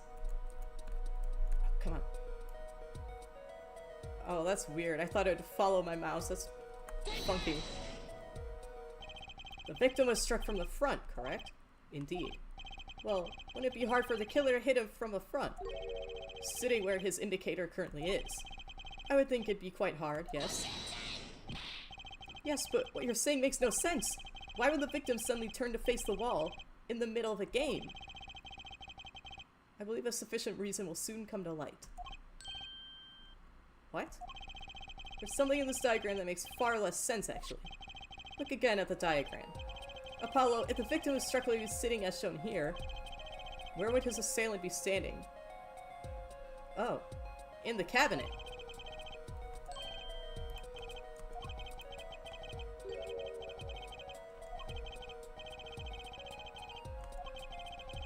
We know the victim was facing toward the wall at the time of the crime. That's the only thing we know for sure. Try to forget about everything else. Where would the killer have to be standing to strike our victim from the front? What the fuck are you talking about? Here? I didn't have to forget everything else to realize. I had to be standing, here. You get points for flair, but that's about all you get. Thought I was onto something there, too. I hardly need to point out that standing there would be impossible. The victim is facing a solid cupboard. My brother in Christ, cupboard's open. Or are you claiming the killer climbed the cupboard and hit him from above? It's simple logic, really. If this was the only place the killer could have been standing, then that means that at the very moment of the crime... Wait, I know! At the moment of the crime, the cupboard wasn't there! Cupboard's open! I mean, that's the only explanation. Right, Mr. Gavin? Your Honor, I have a suggestion for the defense. We should arrange to examine the cupboard in the hideout immediately. Bailiff, send a team to the crime scene immediately. Have them try to move the cupboard. Ah, Your Honor? What? There's one more thing your men should look for. Please give this to the bailiff. Yes, I see. You do belong in the courtroom after all, Mr. Wright. I do my best. Was that more like an incredulous? You do belong in the courtroom after all, Mr. Wright. But let's forge ahead here while we wait. Look at the diagram once again. It's been changed. If the killer was standing here at the time of the crime, then this cupboard wasn't here, which means... Apollo, try moving the cupboard. The window was blocked! The window was blocked!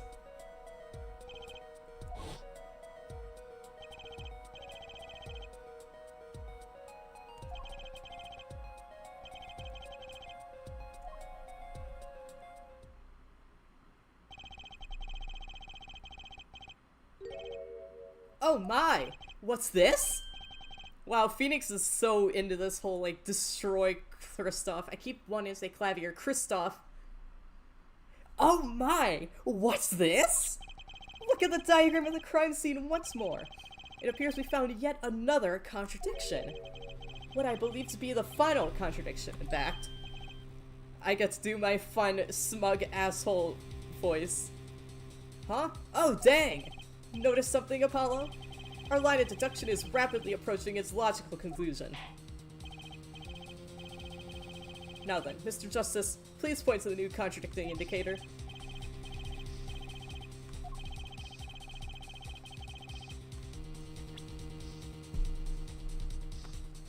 Oh, Crystaahll!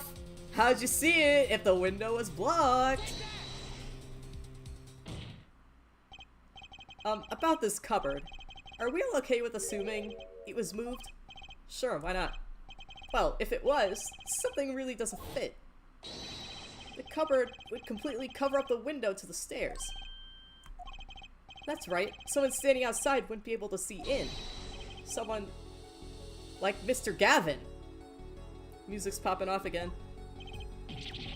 What did you say? Oh, it's the coolest defense in the West, losing is cool.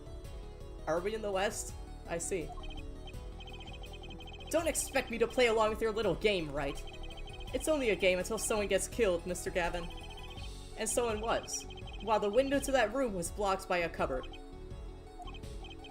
So, Mr. Gavin, perhaps you'd like to explain to the court, exactly where did you witness the crime scene from? Excuse me, Your Honor! Order! This is a court of law and I will have order! I asked you to bring me information, but now that you've brought me information, I am quite upset! We just now received word from our investigative team at the Borscht Bowl Club. They've examined the cupboard and the hideout, Your Honor. Oh? What did they find? Well, Your Honor, it turns out there is a secret passage behind it. What?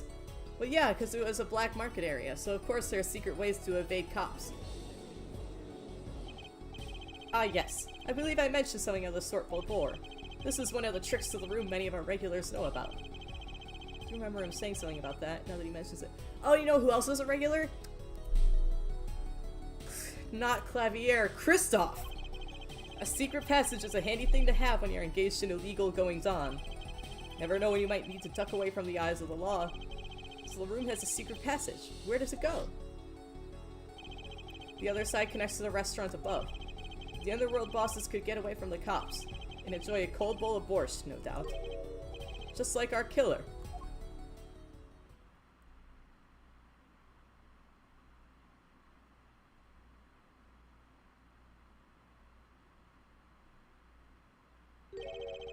You see where our line of simple deductive reasoning has led us, Apollo? I see it, but I don't believe it. I do, because I don't know this guy. That girl wasn't kidding when she said I needed this trump card for the last hand.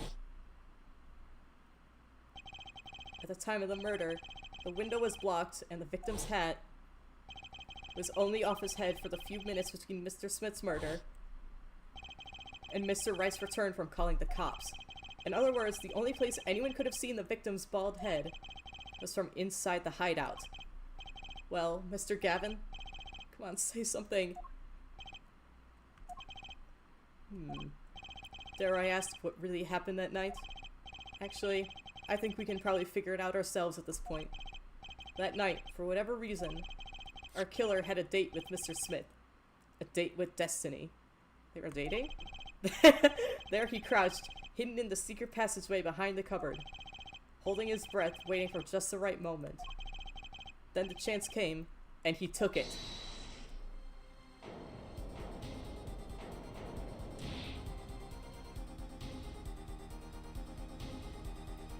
Why did you do that? Wait here, I'll get help. Miss Olga Orley was out cold, struck by Mr. Smith. But his time was soon to come.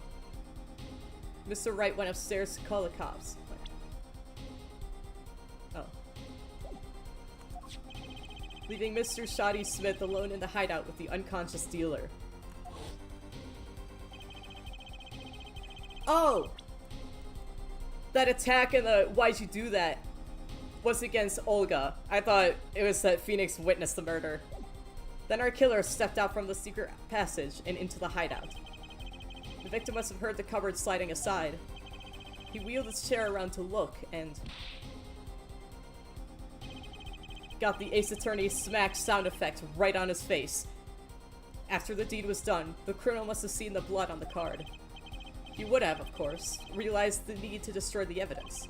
A single spot of blood told the whole story of the crime. Oh yeah, it wasn't just to frame Phoenix.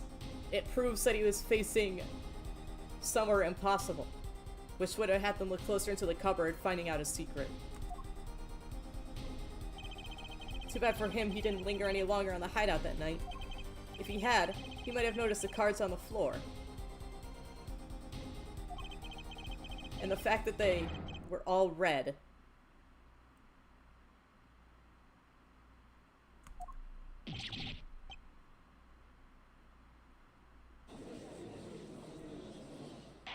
Right, all he saw was a blue card on the table.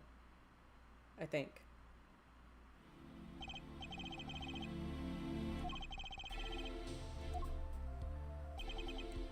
I'm truly sorry I had to see this day come, Mr. Gavin. Mr. Gavin? Mr. Payne! Yes, Your Honor? The prosecution will continue its investigation. As for Mr. Phoenix Wright, the defendant, he's hereby cleared of all suspicion. You suck at this, Payne. Believe me when I say that I don't believe this is happening, Mr. Gavin. I don't know this guy, so... but I'm afraid circumstances call for me to issue a warrant for your arrest immediately. Objection! That was not Clavier, that was Crystaahhl. Oh, no need to apologize. I rather enjoyed myself. It's not every day you get to witness a legendary attorney's dirty tactics firsthand. Your point, Mr. Gavin? Frankly, Your Honor, I'm shocked that a person of your caliber would take it in by such a low-grade parlor trick. Excuse me? Where's he going with this? The defendant is cleared of all suspicion? This is hardly the time for jokes, Your Honor. Mr. Wright hasn't proved anyone's guilt or innocence here. What he has done is use legal evidence to put the blame on someone else. And not just anyone else, but me, his own defense attorney. Illegal evidence? Objection! Let me ask you, Mr. Gavin, is there still any reason, at present, to suspect me of wrongdoing? Of course. This bottle, for instance. The bottle of grape juice Mr. Wright was drinking? Yeah. Is the victim's fingerprints on it? Did we even test for that? How do you intend to explain away the fingerprints on the murder weapon? And not just any fingerprints. Am I right, Mr. Payne? Actually, yes. The fingerprints on the bottle were upside down.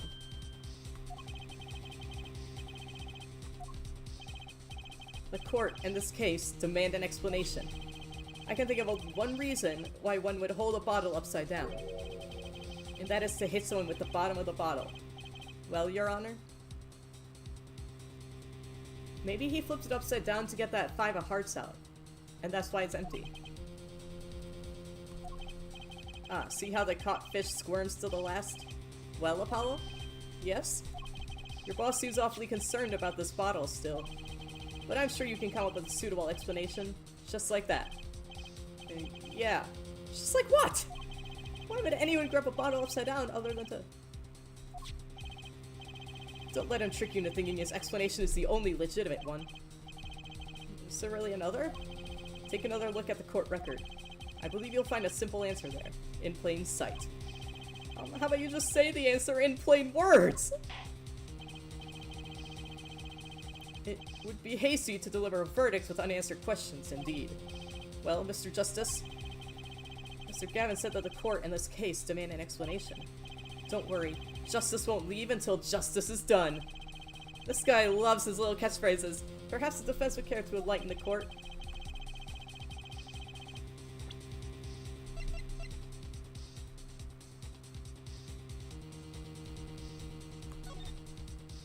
Don't have to click specifically on this.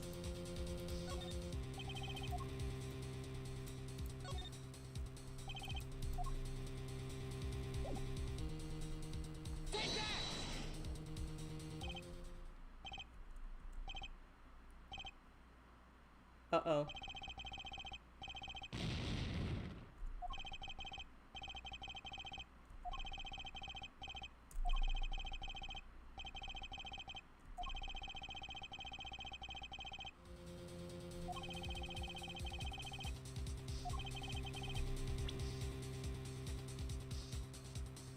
What?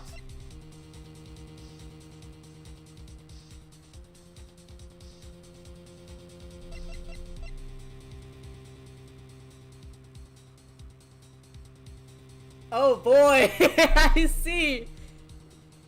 It's gotta be something about, like, he just reached behind him to grab a bottle, and from that angle you kinda grab it upside down. Like, yeah, his hand was facing down and he grabbed a bottle that was facing up because he was talking to someone while reaching down. It's actually easier to show you than explain, Your Honor.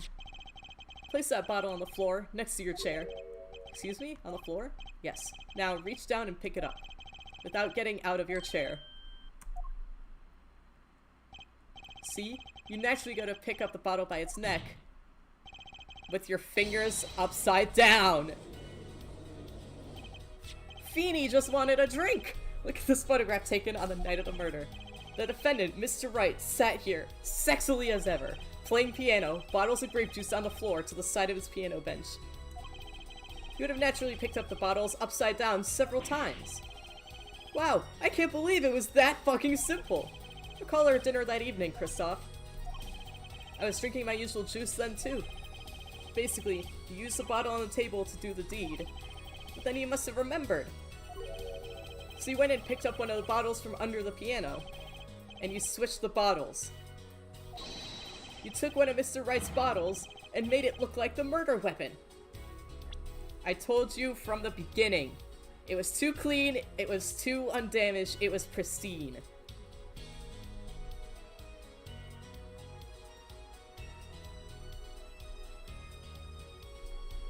Oh, he used the bottle on the table to do the deed, but that bottle has the victim's fingerprints on it, which he overheard from the cupboard. So he was like, ah shit, I can't frame Phoenix with a bottle that was touched by so many people. So you went and switched the bottles. Or he also remembered that he grabbed some upside down, just naturally. What do you have to say to these charges, Mr. Gavin? Fascinating. So this is the legendary attorney's famed tactic of misdirection. What? You claim that I switched the bottle? Where is your proof? Proof? That's not something we really do here. As I thought, more baseless conjecture. I am based. Listen. I'm afraid your bottle of proof is quite empty. I wouldn't be so sure about that. The bottle that he swapped out, that one's got a card in it. So there's a card next to, like, Phoenix's piano that there's a bottle next to Phoenix's piano that has the card. That's the one that he's been drinking all night. And that's the one that was used to bop the guy. Yeah, the card with the bottle is the one that Smith used to bop Olga, and it's also the bottle that, not Clavier, but Crystaahhl used to bop Smith. But not Clavier, Crystaahhl did not know about the card, so he swapped them thinking it was no biggie. He'll just grab a bottle that only Phoenix touched. Probably with gloves or something. So we did that, not realizing that there was something on the bottle that Smith used to bop Olga that proves that that was the murder weapon. Your Honor, when you initiated the investigation of the hideout earlier, do you recall I requested an additional investigation? Ah, right, I forgot about that. Yes, I have your memo about that here. Retrieve the bottles from under the piano at the Borscht Bowl Club. And here's one of the bottles in question. What, are you gonna dust that for fingerprints too? I'd be surprised if any were on that but his. Bottle won't bear a trace of anything.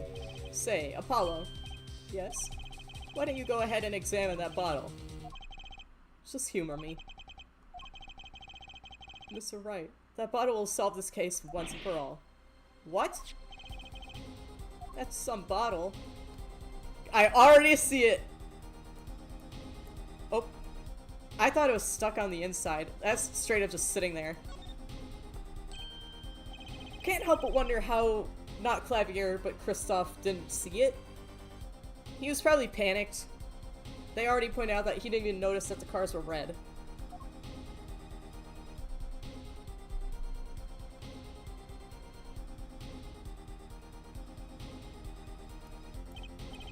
What's this? That card. It can't be! Recall that unpleasant woman's testimony for a moment. Miss Olga Orly? Yes, our little dwindling Devachka. That night, I planted the card like I was supposed to, and Wright lost the last hand just like he was supposed to. Then Smith searched him. But the planted card was gone. The trap failed. Wait, this isn't... You're telling me that this is the planted card you disposed of? The one you mentioned in this piece of testimony.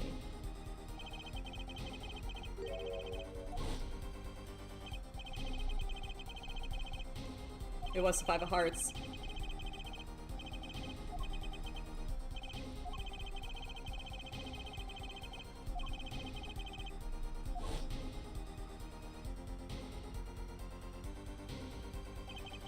The Five of Hearts. This is the card! The bottles were swapped, and the only one who could have done that was the fourth person in the club that night.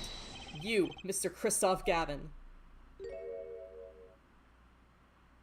Oh boy. Freak out?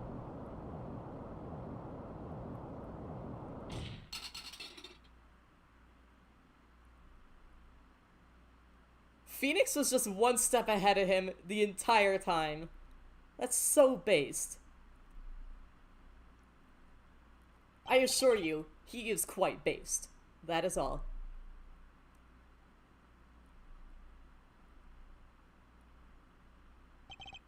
Is this your idea of revenge, Phoenix Wright? Revenge?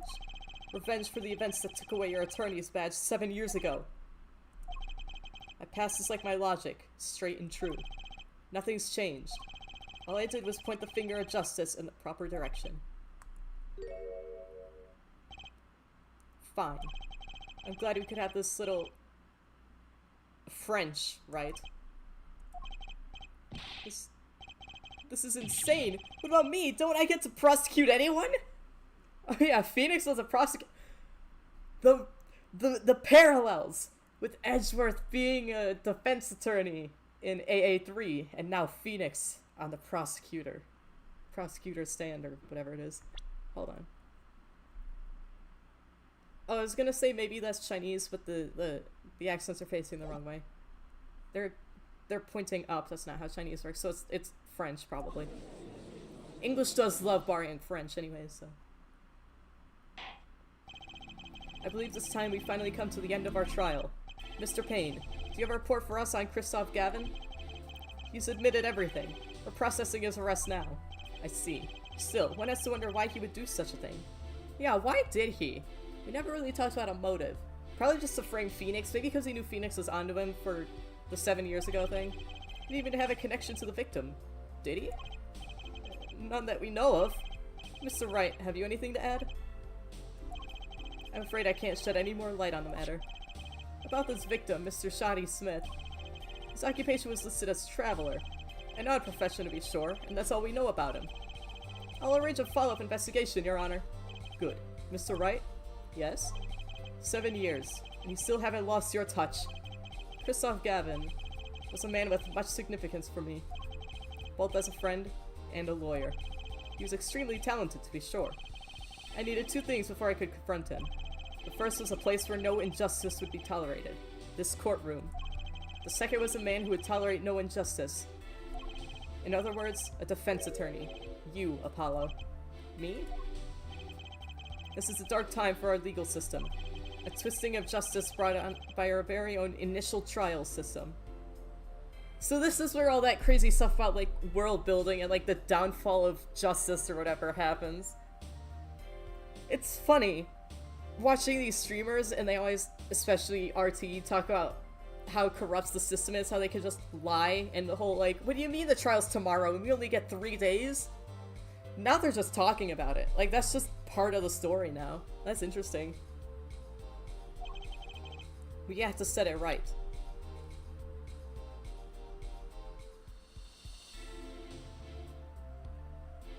A twisting of justice brought on by our very own initial trial system. I don't understand what that means. Is it the fact that they need to have the trial, like, the next day? So they didn't have, like, any time to actually investigate what happened? They just saw Phoenix there and, like, alright. Defendant. Mr. Wright. Our work lies ahead of us. And I, for one, am looking forward to it. I'm looking forward to spending a lot more time with you, Daddy. Well, this seems like a good time for a verdict. To announce a verdict. This court finds the defendant, Mr. Phoenix Wright, not guilty. Yippee!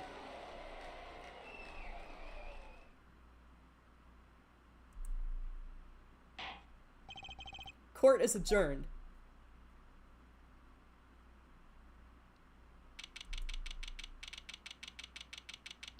Yeah, but where's Maya? Thanks, Apollo. You came through just like I thought you would. I'm pretty sure I didn't do a thing in there. It was you who cornered Mr. the killer. I couldn't have done it by myself. You sensed it too today, didn't you? Your ability. Ability? Yes, a sensitivity I lack. You'll come to understand it soon enough. Wait, I wonder if he means...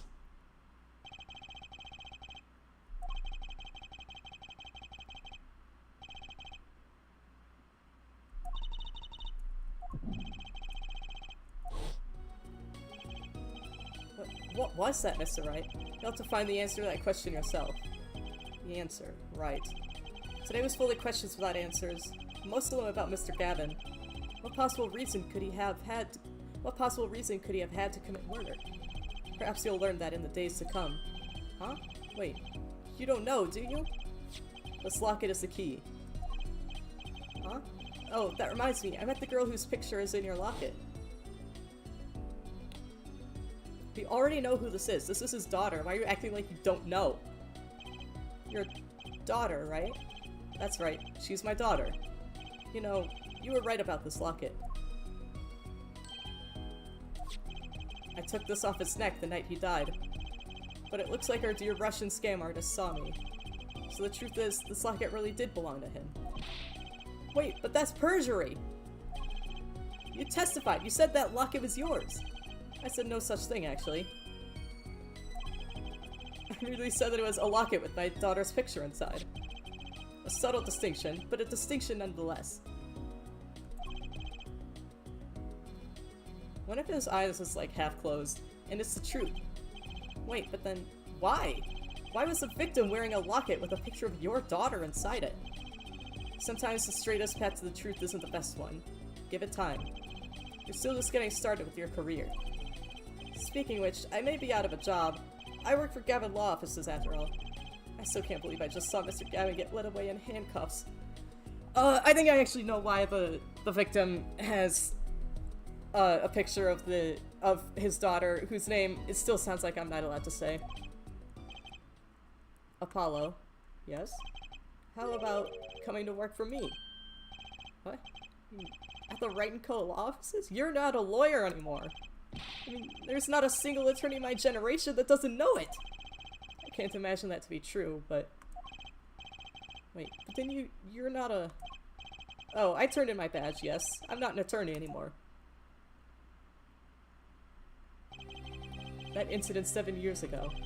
That legendary trial. And at the middle of it all was one man. Phoenix Wright. The case reached its sad conclusion, and he left law for good. Have you ever thought about coming back to the courts? I'm not qualified to stand in court of law, I'm afraid. Didn't you notice in today's trial? There's a single piece of forged evidence. Forged evidence? What are you talking about? What is he talking about? Talking about evidence that shouldn't have existed. A naughty magician's trick.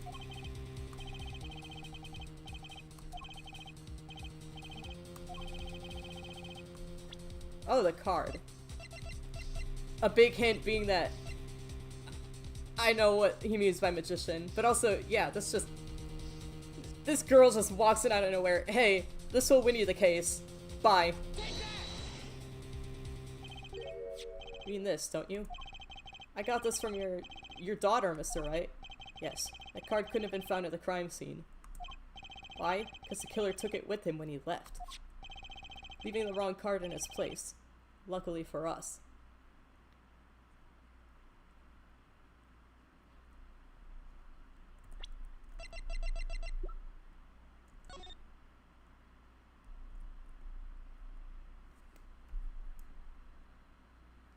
Oh yeah, not only did he not leave another ace of spades, he left a blue card.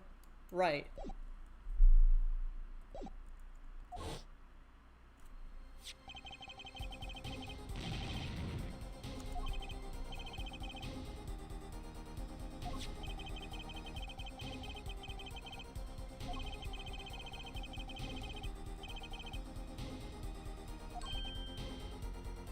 Oh, is he saying it is faked?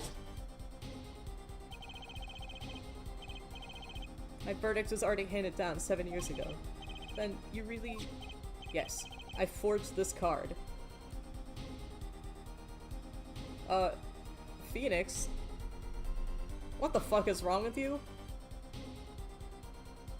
Wait, wasn't this his whole reason for being a defense attorney because he found this shit despicable? So when he heard that Ezra was doing it, he became a lawyer to stop him? Or at least figure out if this was even something Ezra was doing? So now he's just out here like, yeah, I forged evidence. One look at the crime scene should have told you it wasn't real. You can't do something like that and call yourself an attorney. He doesn't call himself an attorney. He's calling themselves an attorney, Apollo. So it's true. Rumor's true. 7 years ago. None of that matters much now, does it?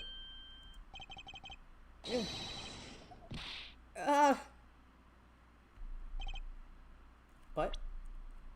Did I just slap him? I punched him. God, I wish I were Apollo. I mean, what? I can't say things, I'm so sorry. It's your story from here on out, Apollo. This is Apollo Justice, Ace Attorney. Perhaps I can help you turn the next page. My office's address. Drop in if you like. Mr. Wright. Oh, about your uppercut? It was an uppercut? Try yelling, "Take that!" next time. I find it packs a little more punch. And Apollo, thanks for today. I had a good time.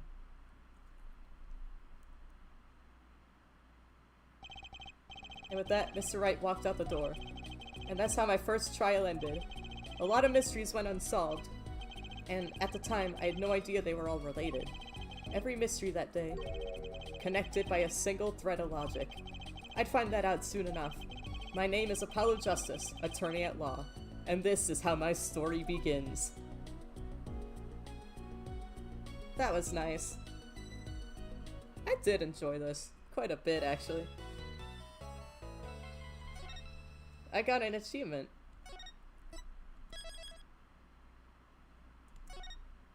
Turnabout corner? Oh, I want to stop, though. I do kind of want to just take a peek at the opening of this, though. A bike?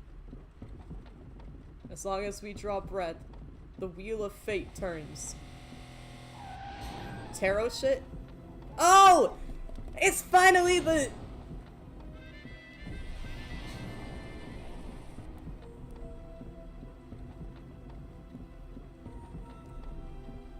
Spinning big crimes and little crimes together. And when the wheel stops...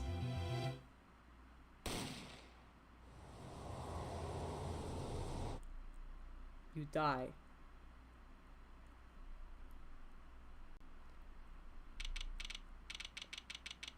I finally got to the part where Phoenix gets hit by a car. 2 months have passed since Mr. Gavin's arrest. My first trial, and I lost both my mentor and my job. Yeah, I'll admit it. I was screwed. But even when I hit bottom, I told myself I'd never come here. Honest. Here being the legendary Wright & Co. law offices. Okay, Justice, time to stop trembling. Does he mean that when, Feeney handed him the address, he was like, I'm not fucking going there. Oh, probably because he's mad at Phoenix for, I guess, forgery and shit. I don't know. Ah, you must be here for the interview. Right this way. Huh? Hello there. Why can't you be Maya? You found the right place. Welcome. I mean, not that you're not probably awesome. I don't know you yet. But I honestly was just hoping it'd be Maya. What's with this girl? Well now, shall we begin? Begin what? Right, first things first. Any special talents? Talents?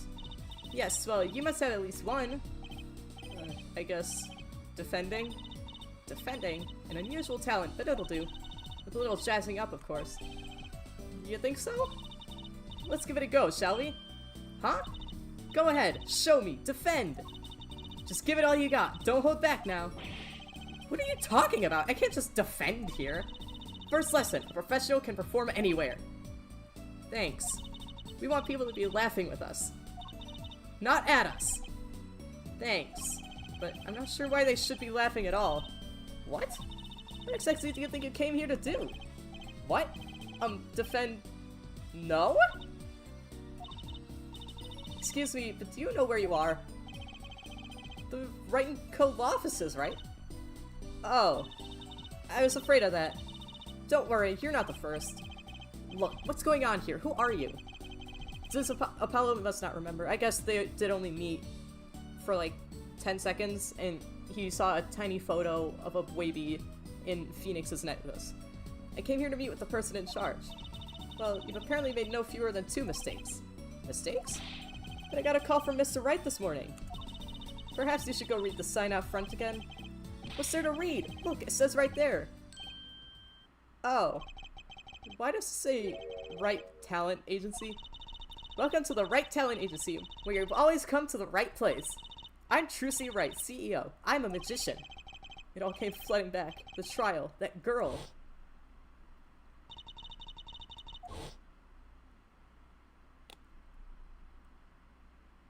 She's Boyby. That's right, she's my daughter. I gotta say though, considering the entire trilogy, it is no surprise at all that Phoenix has a daughter. I mean, Maya to some extent, Pearls absolutely. It just seemed like a natural conclusion. I believe that's also happening in Ninjago, but I haven't been caught up in ages, so... Trilogy Wright. Here, check out our flyer! Oh, I wanted to read that, actually. So, what's your name? Apollo. Apollo Justice, attorney at law. What? Oh yeah, this is like a visual novel. I can do things. Well, I have to and want to go. Oh!